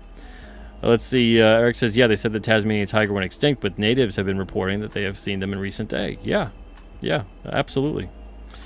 Let's see. Fritzy says, isn't some tech firm bringing back woolly mammoths? Oh, see, that's the part where it's like it's all Jurassic Park on that level. You know, just because we can, that doesn't really mean that we should. Dan says, I love that King Cryptid is like a sort of Aquaman of the forest, communicating with forest life. Brilliant idea. Yeah, he has the telepathic ability to communicate with animals and cryptids, but not human beings. Not human beings. And it's essentially going to stay that way. There's a bunch of different things that happen in the series where that is also a pretty useful thing for him, but at times it's not a power he can even use. So in issue 2 we talk about that, where in issue 2 it's a night of a new moon, his power set is low. He can't even sense the wolf that's in his cave, right? Because his power has been depleted. Like, this guy can't even fly. He needs that power to fly, because otherwise his winged cape is just an extension of, it's just like wings and you know, like that. But when he has his power set, then he can fly. He can utilize the strength of that cape and harness it and use it to fly. But the telepathic ability also is either very powerful, like issue 1, some of you have caught that. Issue 1 takes place with a full moon. So we see King Cryptid, he's pretty powerful. His power set is not maxed out, but it's pretty peak. His strength, his healing factor, his flight speed, his telepathic ability, he can really canvas the entire forest when he's looking for the car that's transporting Behemoth. But on issue 2, we have a new moon. And that was set up so that issue 1, you establish his power set on a full moon. Issue 2, you establish his power set on a new moon. So in issue 2, with that new moon and his power is depleted, because he just used the last bit of it to heal that dying wolf, he can't even sense later on that wolf has been following him. He can't sense later on that wolf was in the cave. He can't sense that the granite beast was in the cave. His whole cryptid sense is completely just thrown off. So there's a lot of different events where that occurs. And we touch upon that throughout the series. Let's see, Comics Exposed says, Pete just back, number 218, getting caught up on the series. Well, thank you, man. Appreciate that. That means a lot. And if anyone wants to go back, please feel free to do so. It's on Indiegogo and it's on the Alterna site. Back wherever you want to. I mean, either way. Either way is fine with me. That's why we have it available. Fritzy says, if you listen to Coast AM, there are giant thunderbirds flying over Mexico. Yeah, thunderbirds are strange things, because, and we'll definitely have those in the future as well. We kind of sort of have one, it being a dragon humanoid in issue 6 with the dragon Vanderkin. Thunderbirds are a part of every culture for a very, very, very long time. And the descriptions are kind of strange. Sometimes they truly sound like, yeah, it's like a bird. And sometimes it sounds like maybe it was, for those that watch Ancient Aliens or anything like that, Giorgio Tsoukalos is always talking about misunderstood technology. And it does sound like that a lot of the time. Like going specifically off of what those cultures were talking about, that maybe they just didn't have the words to describe it other than how they described it. And maybe they saw some kind of craft. Who the hell knows? None of us truly know. But it's interesting to think about, But yeah, there's all kinds of stuff. Who knows? Who knows what the hell that is? You could classify a Thunderbird as a UFO. UFOs don't have to be necessarily extraterrestrial, too, by the way. They just have to be unidentified. You don't know what the hell they are. Although now they call them UAP, because rebranding. Randy Scribner says, hey, what's up, Randy? Hope you're doing well. General Piggy says, Victor Lugo, Chupacabra, what you saw was a coyote with mange. Yeah, just the way that he tells, the passenger in that van. No, what you saw was a stork bill. Was a shoebill stork, is what you saw. You didn't see a Mothman or anything like that. It's crazy, and that's actually true too. That's what they were telling people back in the day of what they saw. Didn't fully explain what they saw. Didn't fully explain a whole hell of a lot, but that's the closest thing that people were like, maybe it was that. Yeah, sure, whatever. Eric says, can King Cryptid spread his curse to others? No, he cannot. Much like every curse for the most part. Most curses can't be spread unless the curse involves some kind of an infection. That's the part where werewolves and vampires, it's always an interesting thing to me, because most other curses can't really be spread. You're just a victim. You don't really, the curse doesn't really pass on. But with vampire and werewolf folklore, it seems like the curses can pass on. But King Cryptid is not like a vampire or a werewolf in that respect, or at least not of certain vampires and werewolves, because there's vampires and werewolves in other cultures as well that they'll just kill you. There's no curse to be spread. You don't turn into what they are. You just are injured or you die. But King Cryptid can't spread his curse. Grey Wolf says, I've seen photos of alleged Thunderbird shot down in the mid to later 1860s and 1870s that look like pterodactyls. There's all kinds of weird stuff about that. Yeah, that's for sure. all kinds of weird stuff. And the jury's still out on some of them, whether or not those photos are doctored in any way, shape, or form. But yeah, it's especially nowadays. You can't even trust video nowadays, right? Photos, forget about it. You haven't been able to trust photos for about 20 to 30 years easily, if not longer. But now even video, it's hard to trust even video now. People are getting so much better at creating forgery film footage. All right, so that's issue 5 with White Mountain Yeti. We got issue 6 with the Dragon Vanderkin. Now this dragon here, there's themes that we touch upon with this dragon. He was created to basically be a weapon of war. He's created to be a weapon of war and utilized in such a fashion that it would create a devastating impact, of course. I mean, hey, it's a humanoid dragon, right? The problem is creating these humanoid dragons often involves a tremendous amount of brainwashing and gaslighting, and often creates a psychological state that's so reverted that it kind of comes out when you least expect it. So you're subduing the subconscious of the individual so much so, and breaking them, that essentially you don't know what the hell you're going to get. So with this dragon here, and that's why it's even called Night Terror, it kind of alludes to the story in a way. We start off with a tiny bit of a flashback. This is 1992, Franconia, New Hampshire. Just establishing King Cryptid here, talking to the old man of the mountain, who plays a bigger part in the story as the story plays out. This is the artwork by Frankie B. Washington. But and then here's the back cover by Preston Azevedo. The Dragon Vanderkin is essentially a story that revolves around MK Ultra. So if you know what MK Ultra is, you'll probably get a good hint as to where I'm going with the story here. But very emotionally impactful character here. It's not just like a kick-ass, awesome humanoid dragon. You can see in the design, he's got these manacles that have been broken, so that alludes to kind of the state of things. And in the course of the issue, he's taken 3 tourists, and he's got them up on the old man of the mountain and is making a home out of King Cryptid's friend. King Cryptid is kind of a mentor. I mean, the old man of the mountain is kind of a mentor to King Cryptid.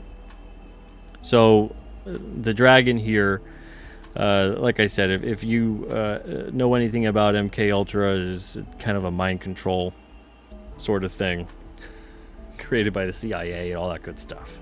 Lots of fun. Tapping into individuals to use them as pawns into whatever. So we touch upon that sort of with what occurs with this dragon, this humanoid dragon. Yeah. So we learned a little bit more about that. I don't want to. There's so much in this issue. There's so much that occurs. There's so many layers to the story of this issue. You guys are really smart, so you could probably figure out some of it. But even then, I could tell you half of the issue. There's still half of the rest of it that you're gonna be like, wow, okay, that's a lot of story right there, and that's setting up a lot of stuff for the future. There's a bunch of different things, especially the last, I'd say, third to the last fourth of this issue, where things are not quite what they seem. Things are not quite what they seem. So King Cryptid is squaring off against the dragon here, and at one point,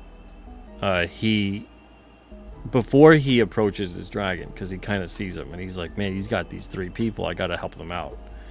But he realizes, because the dragon's about 16 feet tall, King Cryptid 7'2". So he realizes that he's probably got his work cut out for him. The thing is, it's the night of a full moon, but it's also a storm. So there's intense cloud coverage. So we touch upon the issue here of what happens when it's the night of a full moon, but the full moon can't really get to King Cryptid. Is he still superpowered? Now, yeah, of course, he still feels the impact of the moon, the way the tide feels the impact of the moon. But with the moon, the light of the moon literally recharges that lunar cell, that cosmic moonstone, are his powers going to recharge as quickly as they normally would? So there's a lot of different things that we touch upon within this issue to further establish that as well within the series.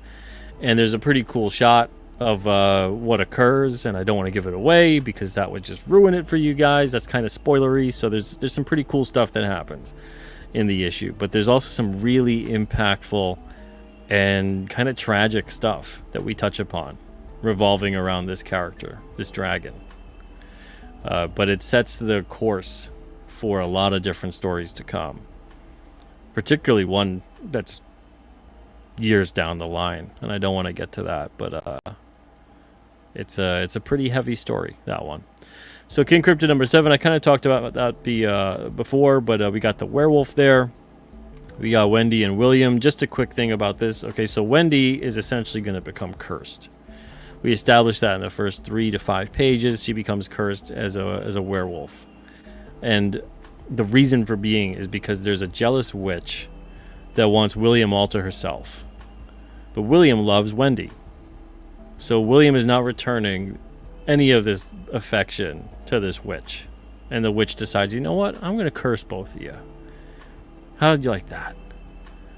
So during the course of this, that witch has managed to basically turn this town against them. And now they're fleeing the town. On I believe page 3, Wendy starts to transform. And she starts to turn into the werewolf. Now with their curse, what happens is that it's a full moon. Wendy turns into a werewolf on the night of a full moon. And then William, his curse, that doesn't play out during this scene because it happens like afterwards, right? William's curse is essentially that he can't be human when Wendy is human. So when Wendy's a wolf, William is human. And when William is a wolf, and only a wolf, he can't turn into a humanoid wolf. Wendy can turn into a humanoid wolf or a regular wolf. So on the nights of a new moon, that's why, issue 2, take a look at that. William is a wolf. On the nights of a full moon, he's a human. So that's essentially why you're going to see what occurs later on in the issue, where you're like, oh, well, it's a full moon. I don't understand, I'm giving a little bit of it away. It's a little spoilery, but it's really not. If you've been paying attention for around a year or so, it's not really as spoilery as you might think it is, and it's not really as pivotal to the story as you might think. I'll just say it flat out, right? William is essentially, he's the wolf that King Cryptid saves the life of in issue 2. And that's the reason that William, who's going to seek out the help of King Cryptid again, that's the reason William knows how to get to him. Is because William was in issue 2. Essentially, his first appearance was as a wolf in issue 2. We're going to have a little editor's note when William's eventually talking to King Cryptid, because King Cryptid's going to be like, who are you? How'd you find this place? And William's going to be like, you saved my life. You probably don't remember. And that's what it is.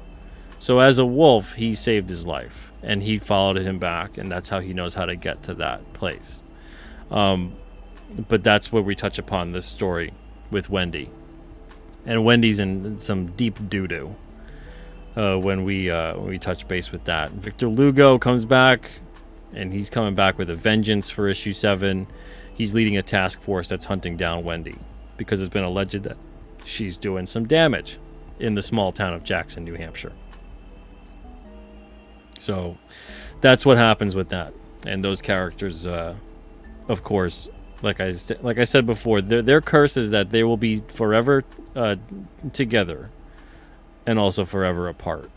Some people have compared it to sort of like Lady Hawk in a way, but it's very... The premise is very... it sounds like it's similar, but it's not as similar past just the sort of premise of, that they're kind of together, but they're not together, and that kind of a thing. It's actually, it's an older Indian mythology story about that.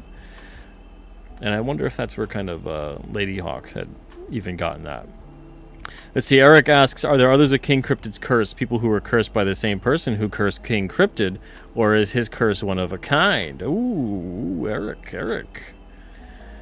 No comment. I hate to give you an answer of a non-answer, but you are you're on the right track in some way. Gerald says, I'm 60% yes and 30 fake on the Patterson Gimlin film. Some interesting facts on that it's a hell of a costume. That's kind of my feeling of it. It's just too much coincidence. You set it up right there. You got a Bigfoot on film, looking back right at the camera.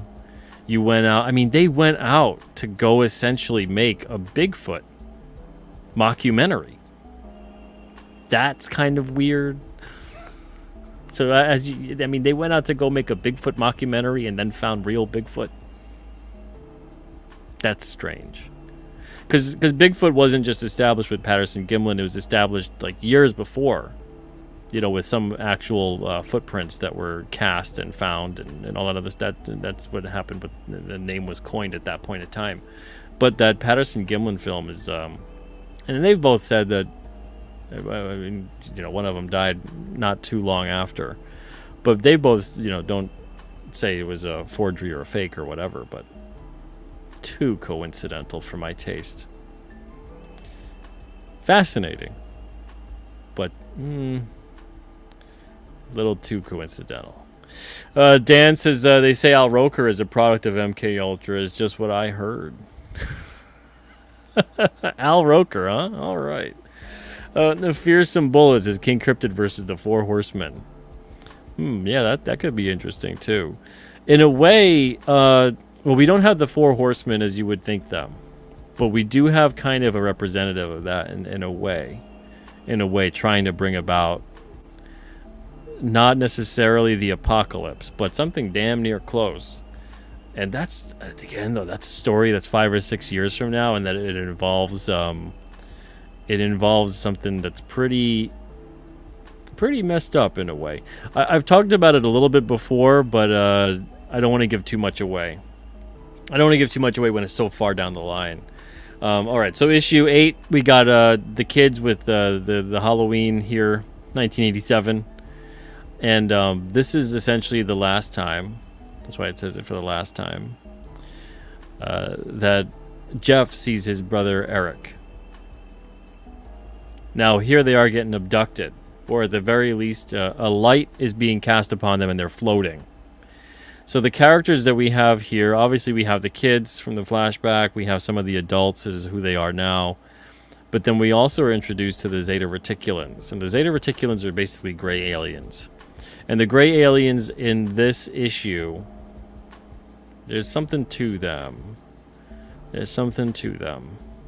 And I can't really go into it. I know I said I would do deep dives into some of this stuff, but I can't go into too much of this because it would be too spoilery. But throughout the issue, something to look for, and just like on the cover, you see King Cryptid's silhouette. King Cryptid he's been watching over these kids, trying to protect them. Because he knows, ever since that night in 1984, there's been something or someone else after these kids. And King Cryptid has been trying to watch over them and protect them this entire time. So throughout the course of this issue, you'll kind of see King Cryptid here and there in certain panels in the background. Kind of like a Where's Waldo thing. But keep an eye out for that. And I said we were going an hour. We're going 2 hours. Probably going to go 2 hours 15. Easily.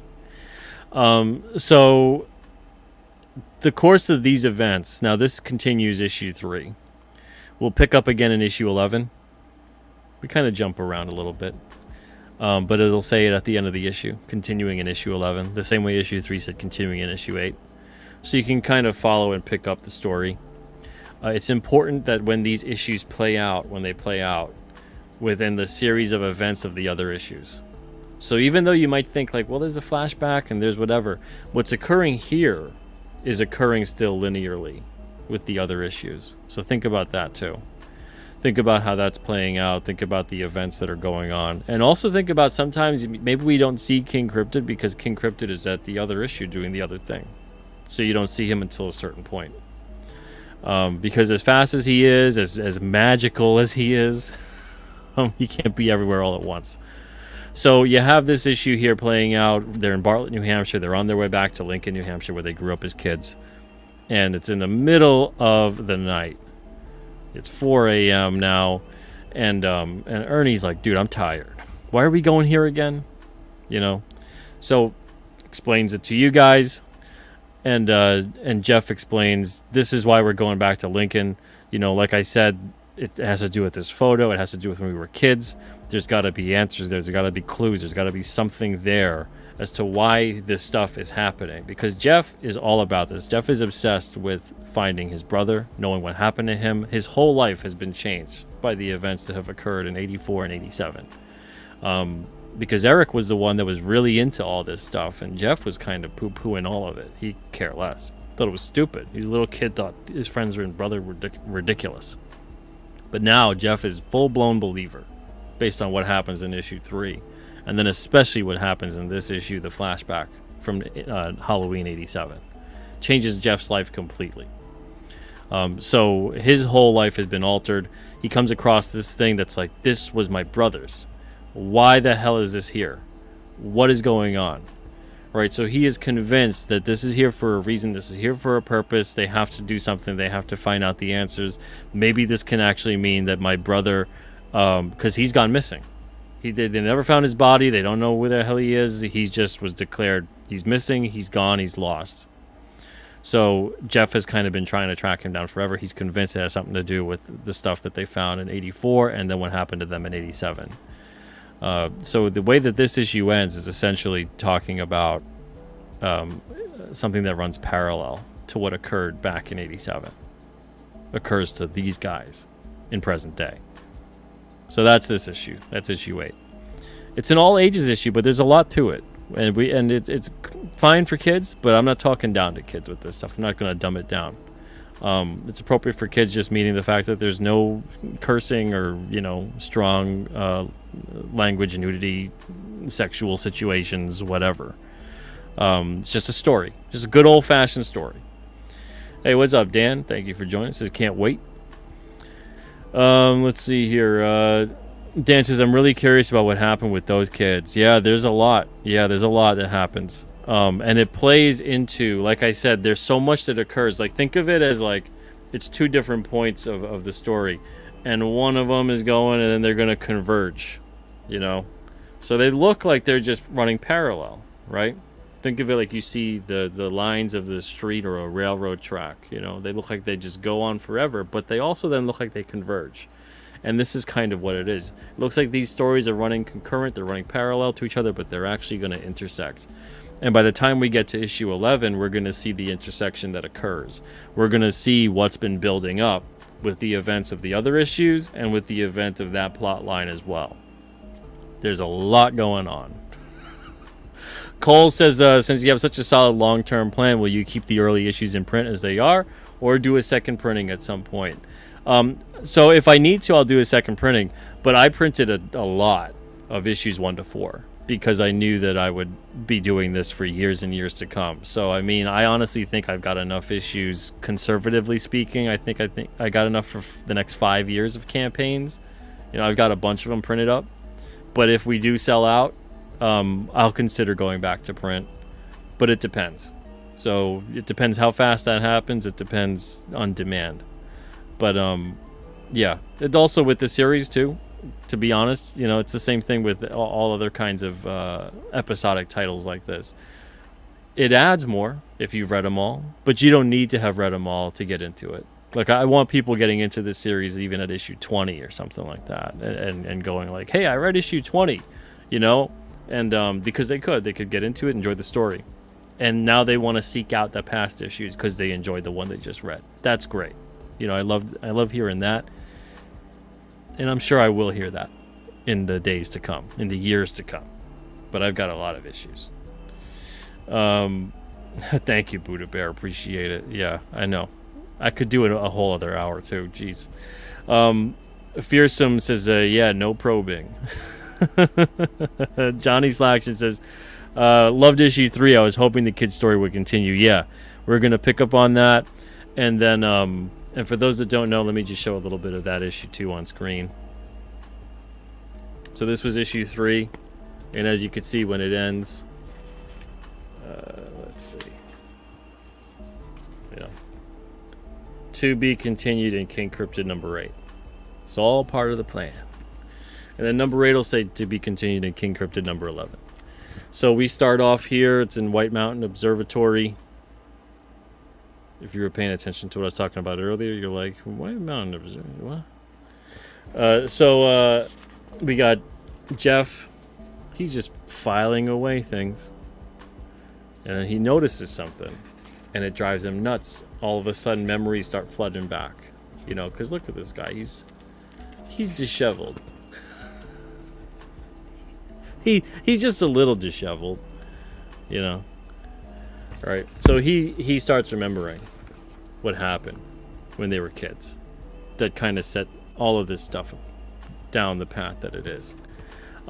So at first you don't know too. So it's kind of spoilery there.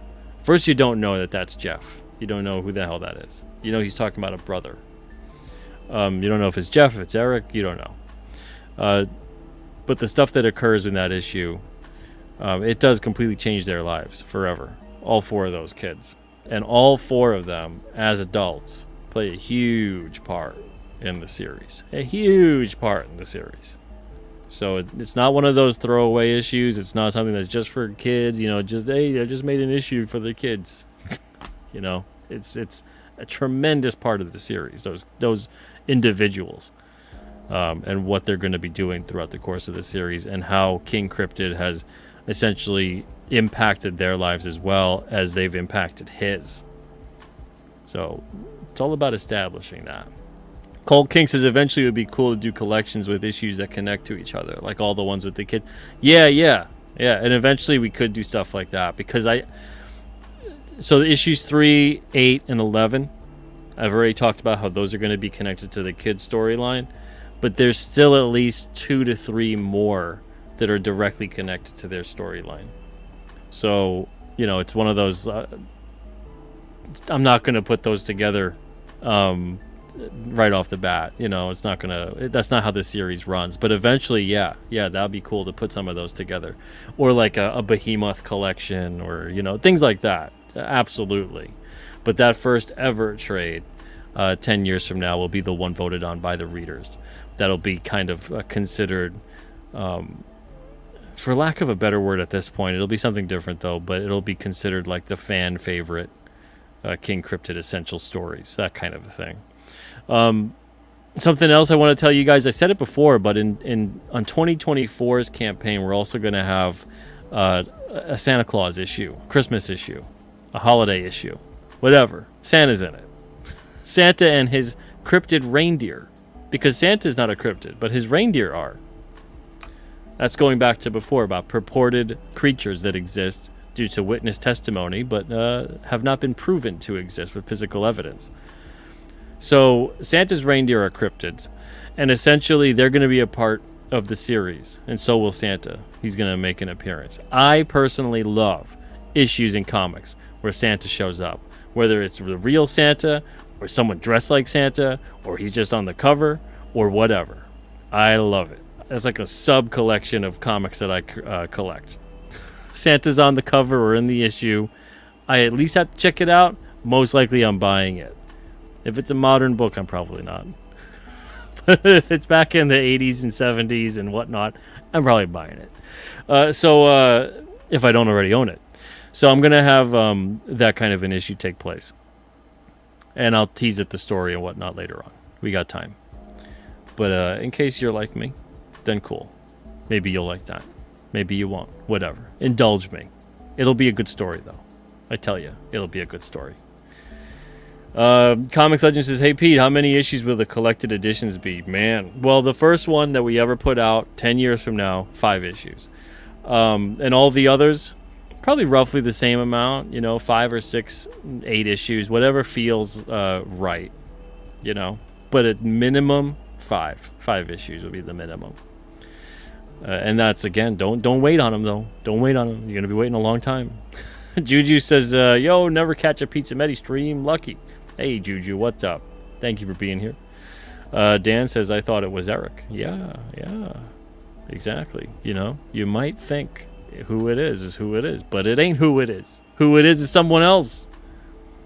That's the whole point of issue 3, and then you're slapped in the face at the end of the issue with, oh man, that's that guy. What the heck? What's going on? You know, and then issue 8, it even adds further to that. And then issue 11, issue 11's a real mind effer. It might be an all ages issue, but I'm going to describe issue 11 as a mind effer because of the things that occur in issue 11. But that's next year. That's next year's campaign. Gerald says, have you ever read any of John Green's or Jeff Melbourne's papers or books for research? No, I'm slightly familiar with Melbourne's, but I haven't read their papers for research. Fearsome says, St. Nick coming to town. Yeah. Dan says, that's awesome. I'll read that comic every Christmas season. Yeah, it'll be a nice, heartwarming issue of King Cryptid. You know, nothing too insane. Just good old-fashioned holiday special levels of storytelling. Buddha Bear says, Santa or the Cryptid Reindeer available as the 5-minute sketches? Next year. Not this year. Next year. Let's see here. Dan says, Behemoth is an awesome name. Very clever. Thank you, man. Appreciate that. And there's a reason for that, too. We kind of alluded to that. It's an Easter egg that pops up in the issue. Some people have caught it. Some people have not. And that's also something that alludes to the future issue with Behemoth.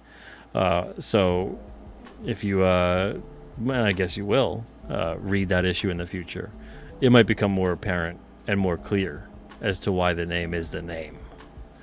Randy says, does that mean that Krampus could be an issue? Sure, yeah. He won't be in the issue that I'm telling for next year with Santa. But he definitely, there's plans for down the line. That's for sure. Yeah. I love me some Krampus.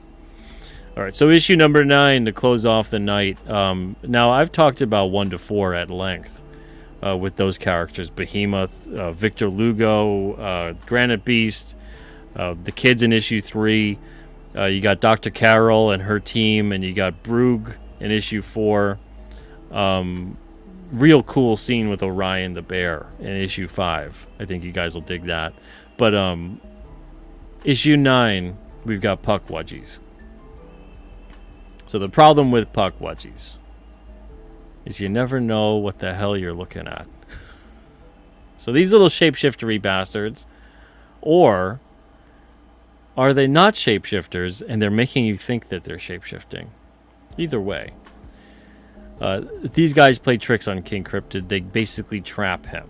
They essentially are trying to get him to offer him up to their father. Who their father is, you'll discover. That's kind of a spoilery thing. But these Puckwudgies are disguising themselves as children. So you get that front cover and the back cover. Puckwudgies are part of Wampanoag folklore. In Wampanoag folklore, they're kind of closer to like goblins and like little like trollish looking kind of characters. They're not really shapeshifters. It's not that kind of a thing. But in Wampanoag folklore, Puckwudgies used to be friendly with humans. And something happened at some point in time where humans betrayed them, and they are not so friendly with humans anymore. They don't like them so much. Sometimes they do normal pranks on humans. Sometimes they do pretty deadly pranks on humans. So these particular Puckwudgies are essentially tricking King Cryptid to trap him, capture him, and get him back to their father. The Puckwudgies, as a group, have the power of teleportation by creating a portal. They have the ability to manifest a portal. So that takes them from King Cryptid's lair region back to where they were, and to and from. But they have to be as a group. During the course of this issue, now what happens with King Cryptid, if you notice, there's the moon in the back. It's kind of in like the first quarter phase. So it's not at the height of the full moon. It's not anything like that. King Cryptid's still relatively, he's strong, you know, but he's not as strong as he could be. He's not going to heal as fast as he could. But the thing also that impacts King Cryptid's power set, which we establish over the course of the series, but I'll tell you right now, is it depends upon the region he's also in. Because if the region that he's in contains a lot of dark magic, a lot of dark spirits, dark energy, his ability to manifest his power is kind of inhibited. So can he still use his power? Yeah. Is he still pretty powerful? Sure. But him being able to recharge, him being able to tap into the full usage of his power set is diminished. So in something like this where we've got, and the same thing happened within issue 4 when he was in Huckamuck Swamp with Brooke. Something like this where you've got these Puckwudgies that harness the abilities of dark magic to do the things that they do. These are characters that their abilities completely contradict polar opposite King Cryptid's. King Cryptid does not tap into black magic, dark magic, whatever, dark energy to harness what he's doing. He's tapping into positive energy within the universe and the life force in the fields of the earth and the moon. So he's essentially tapping into the energies of the moon and the earth to establish his power set. These guys aren't really doing that. These guys are kind of counterintuitive to what King Cryptid does. So when they trap him, when they get him, and they're getting him back, they pretty severely injure him to get him back in such a state where they can offer him up. What are they going to do? Who are they offering him up to? I mean, you guys are free to guess. I'm not going to tell you you're right or wrong. But within this issue, the more important part of this issue is this. All right, so there's this one Puckwudgie here. Right here. Can you see the mouse right there on the right side? She's over here as this redhead girl. Right? She's the one that says he thinks he looks nice. Because this guy goes, he's so strange, I wonder what Father wants with him. And then she goes, he looks angry. She goes, I think he looks nice. And then this one over here goes, do you think that Father will let us keep him? And he goes, I hope so. So they're misguided. They're misguided. They're tapping into dark energy, but they're not exactly aware of the damage they're doing, even when they're doing damage. So they still very much do have the mindset of children in a way, where they think that what they're doing isn't as bad as what they're doing. Their moral compasses are nearly non-existent. They just have very one straight and narrow objective, which is they want to make their father happy. So that's pretty much what they exist to do, to impress their father, to make their father happy. And King Cryptid at some point in time has hurt their father, and they're trying to make right of that, but they don't even know. They have no idea. So they're going into it and they're thinking like, oh yeah, you know, maybe we're keeping him, you know.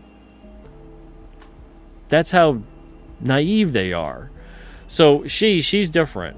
She's different, and we get into why she's different in the course of the issue. She has a conversation with King Cryptid, where King Cryptid realizes what's happened. Kind of breaks King Cryptid's heart, the conversation that they have. It's a very impactful, sad conversation, and it really hits home for him. Eventually, the way that the issue unfolds, he essentially taps into the consciousness, the field, he astral planes, and he sees Black Moon. Black Moon is the shaman. We actually see Black Moon for the first time. He's introduced in this issue, makes his first appearance. Now he's in a spirited form. He's not in a physical form, but he does talk to King Cryptid and explains the situation a little bit to him about what he needs to do in order to survive this, in order to get out of this. It's King Cryptid, but Black Moon is King Cryptic. The dude is very cryptic. He's not direct. For better or worse. You know, now he doesn't talk in riddle, but Black Moon is essentially, he wants King Cryptid to figure it out. But he gives him very important pieces of information. And King Cryptid takes it from there. But there's something that occurs, like I said, he has a conversation with the redheaded girl, Pukwudgie, and it really it breaks his heart. It's a very sad conversation. She's different from the other 4, so there's 5 of them. She's different from the other 4, and it really it makes King Cryptid go, "What the heck?" That is one of the moments on top of the other moments in the 5 issues that really solidifies it for King Cryptid that something horrible is going on. This isn't normal, natural, crazy stuff. He's seen a lot of that. This occurs specifically with this child, this being that looks like a child at least, and it rocks him to his core. And he's like, there is something wrong going on, something very wrong going on. It almost it strikes a nerve with him, I think, because it's a child. So we learn a lot about King Cryptid, we learn a lot about the environment, we learn a lot about these characters, and then on top of that, within it, there's that part with who their father is and why are they trying to impress him. So you got all these kinds of characters. I did a pretty serious deep dive into not just these characters tonight, but actually the whole entire King Cryptid series up to this point, and some stuff for the future too. So I hope you guys enjoyed it. I hope it didn't give away too much. Let's see. And even if I did, you'll probably forget some of it over the year or so to come. Randy says, does that mean that Krampus... Oh, I already read that. Let's see. Fearsome says, good naming sense is appreciated. Yeah, no problem, man. Fearsome says, some CG books drive me crazy with character names, either lazy or boring.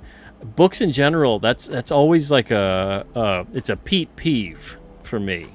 You know, when character names are so... Like here's this super cool character. His name is Lewis.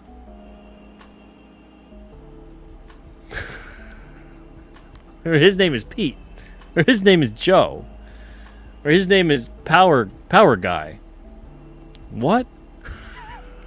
Did that take you all of 3 seconds to come up with? You know, it sucks me right out of the story. I hate that. Or then it's like so over the top, you know, and it's this ridiculous name that is, it's like, really? That doesn't make any sense. There's no rhyme or reason. You know, so like when I have Wendy the werewolf, it's because her name is Wendy and she's a werewolf.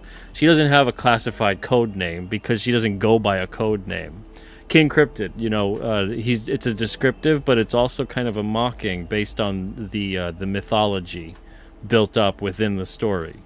And we'll get to that part, the mocking part of it more later on.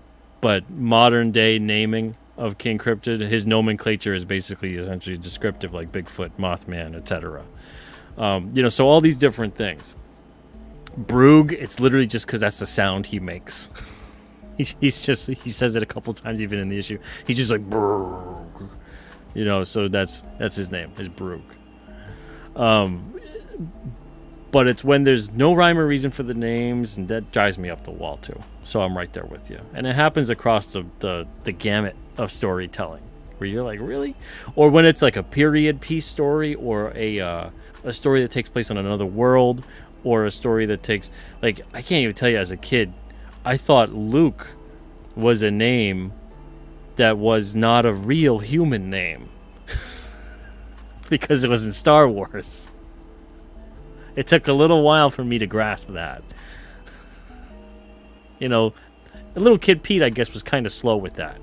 You know, but I didn't know anyone named Luke, you know? And I just knew Luke from Star Wars.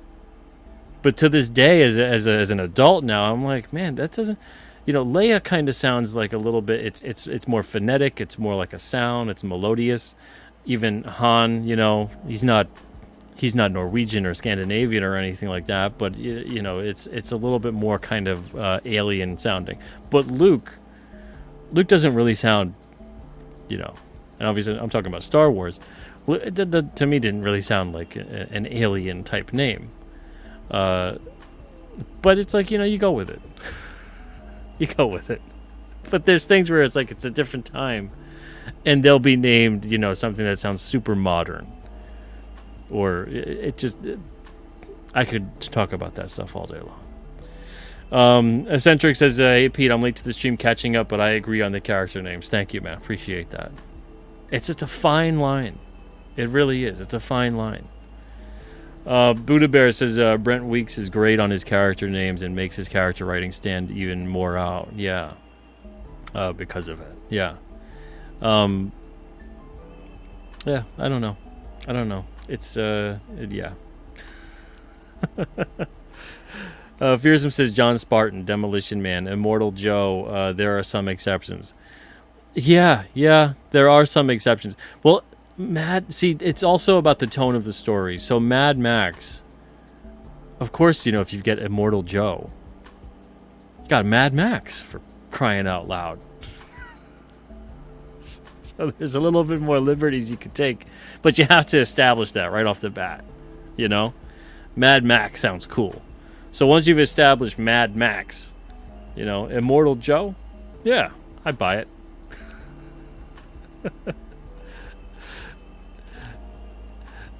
Yeah, so there's so much. There's so many different kinds of names with everything. But yeah. Even when you name a certain character a certain names sound more commanding, more authoritative, more imposing. Even when people name their kids, I'm always like, what possessed you to name your kid that name? If it wasn't like a familial thing, of like, well, so-and-so, was in my family and this and that. Because it just kind of sounds like a name that just is like, that's a hell of a choice. To put it mildly. But, anyway, that was the whole deep dive into King Cryptid. I don't want to go on a whole other tangent here. I'm going to end in 2 minutes. We'll make it 2.5-hour show. And that was far longer than I thought we would be. But we covered a lot more than I thought we would have covered. So once again, going back to the campaign, if you guys haven't backed yet, just a couple quick things. And let me get the big guy off of the screen for a second here. We'll just put that up. This perk here, it's $25, 5-minute sketch card. So if you guys want a quick 5-minute sketch card from me, I did a bunch of these in the last campaign. Completely forgot about it for this one, and then I remembered, oh yeah, crap, I did those. We've got a $45 option that's a way more complicated sketch card. And you can get one from me, Preston Azevedo, Nick Hunter, Keir Covington, Frankie B. Washington. But on this 5-minute card, it's just from me, and this is just going to be up till the end of the campaign's first 30 days. I guess only 30 days, because it's going in demand after that. So August 8th. If you do want one, make sure to grab one. There's 25 that were available as a main perk. 25 is available as add-ons. 50 total. There's, 12, I think, remaining for the main perk now. This is just on Indiegogo. And the reason for that being is because on the Alterna site, between the free shipping, because there's free shipping worldwide on this option here for the sketch card. And you get a bunch of characters to choose from. And then also there's other King Cryptid characters in the series that have existed and been published at this point that you can choose from. But between the free shipping and the drop-down menu, I can't do that on the website, the Alterna site. That's the one shortcoming of the Alterna site. I can put a free shipping item and list it as a digital item, like I did with the Behemoth New Moon sticker that was up a couple days ago, a week or so ago. But I can't do that with something like this that has options. I don't know why. They don't have that as an option on the Alterna site. It's not possible. So Indiegogo, this is the one thing they have a leg up on that. So there, go pick that up. It's available for a limited time. There's a limited amount, and it's available till August 8th. And we got a bunch of other stuff on here, of course. You can get the digital bundle, 5 issues 5 to 9, $5. The script, we got the physical issues, I sign them. And then we've got the binder. We've got the 6x9 print set. I know a couple of you guys have asked about the trading card packs, how many have sold. About 520 at this point have sold. 520 packs have sold. So at this point, we're going to be working in roughly 10 sketch cards into the mix. along with a bunch of other the bonuses and things like that. Something else I wanted to tell you guys too. I've said this before on another stream, but I didn't say that on this channel or on this stream yet. There is the sealed trading card box. Okay, so a couple of you guys have asked about this. Now, the sealed trading card box includes a signed card. I sign a card. There's a power profile card, a Moonlit Monsters card, and these all have like random, 1 out of 20, 1 out of 30 packs it's randomly inserted in the overall run. And you get a sketch card, and you also get a signed 4x6. The 4x6 is 1 of 1, meaning that each box sold comes with a unique 4x6 signed by me that you cannot get anywhere else. It's only the one made. I don't even have it. No one else has it, just you. You will have it. So the thing with this box is, in addition to those bonus cards, they come in their own little pack, right? You also get 20 packs. So you potentially could get more bonus cards in those packs. It's not that you're getting packs that are guaranteed to have those bonuses in them. Those bonuses come in a separate pack. So you're actually getting 20 packs plus a bonus pack with those bonus cards. So you could technically get another sketch card or other bonus insert cards, whatever it may be, within the 20 packs that are in the box. I just wanted to make that clear, because some people thought that they were just getting the packs that had those, like I was just kind of putting them in there and that was that, and you were guaranteed to get them within the box. You're actually getting them guaranteed in their own pack separately as the bonus pack. It's sealed still, so you have to open it up to see what's in it, but those are the bonus cards in that pack. And then you're getting 20 packs that are still part of the overall production, so you still have a chance of getting even more bonus cards within those 20 packs. Just wanted to make sure that that was clear, because some people, like I said, there was some confusion on it. And no problem, Cole. Appreciate that. Yeah, and exactly, yeah. Luke is a saint in the Bible. Yeah. And also lives on Tatooine. Fearsome says, I'll definitely rewatch this stream. Very good stuff, Pete. Appreciate that. Cole says, did you do a card box in the first campaign? I didn't do a card box in the first campaign. The cards were actually limited to 500 packs, and they sold out in 2 weeks. Roughly the same amount of cards of packs sold out this time too, but we're not putting a cap on the packs this time. So between the boxes that have sold, the king-sized campaign subscriptions that have sold, yada yada, there's been a bunch of boxes, there's been a lot of packs, and it's going to stay that way. We're going to keep having the packs there till the end of the campaign, and that'll be that.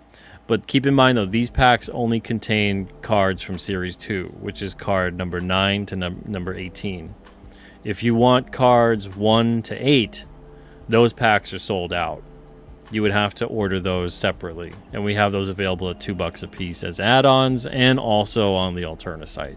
So if you missed that first wave, that first set, you can order them and get them. People were saying it took like 3 packs to get a whole set of the 8 cards. Because you get 5 cards in a pack, and they're all randomly put in, and then you get a sticker card in each pack. So it would, on average, take 3 packs. Some people were lucky with 2, but most people it was 3. 3 packs would have been $15. So instead, like this, if you missed out on getting the packs, each card, 8 cards, each card's $2 a piece. That's $16. You could get the whole set. So you just would have paid $1 more than you would have paid for the packs. Now the thing about the packs is you would have got bonus cards last year. If you bought the packs, you would have got sketch cards or a signed card or whatever. We got more bonus cards though this year. So the packs this year are an even better value than they were last year. And we're going to be continuing with the power profiles. That's going to be a relatively big set. It's going to be like a 36 card set, because there's going to be a bunch of characters detailed with their power sets. It might be 45. I might push it to 45. I want to make sure that there's a lot of characters there that are interesting enough to have a power profile. And then the Moonlit Monsters is going to be a 9 card set. A 9 card set of glow-in-the-dark sticker cards. It's so important when you're doing these cards to layer them out at 9 per... Because if you don't do in divisions of 9, they're 9 pocket pages. Drove me nuts as a kid when they'd have like a 5 card or a 10 card or even a 100 card set. What am I going to do with that last card? Have it all on itself in the one page? Make it 99. So many card sets were like that. Ugh, drove me nuts. Anyway, so this way you'll have full complete pages when everything is said and done. But yeah, the Moonlit Monsters cards, we're going to have 9 of them available. We're introducing 1 this year. The first one is King Cryptid. Then we're eventually going to have like Wendy the Werewolf, Behemoth. We're going to have all those, so on and so forth, being introduced over the course of these campaigns. And you could pick those up in the sets or in the boxes, and as a bonus card, whatever it may be. Let's see here. Juju's has got to head out, but I'm glad I could catch your stream. Much love. Appreciate that. Thank you for joining. And I'm going to wrap up here. I went a little bit over where I wanted to go. I wanted to go for an hour. Just a little bit over. Wanted to wrap up at 2.5, but here we are at 2:37. All right, everybody, take it easy. Have a great night. Thank you guys so much. I'm going to be on Desolate Soul Studios tomorrow with Jay, and we'll be talking about a bunch of the stuff that I probably talked about tonight even. So if you missed some of this or whatever else, I'm sure Jay's going to have a couple more questions for me that I didn't touch upon tonight. But I'll be over there tomorrow at 9 o'clock Eastern. So make sure to go watch that. Everybody have a great night. Take it easy. And if you missed the show, there's always the replay. Everyone, thank you so much and have a wonderful night.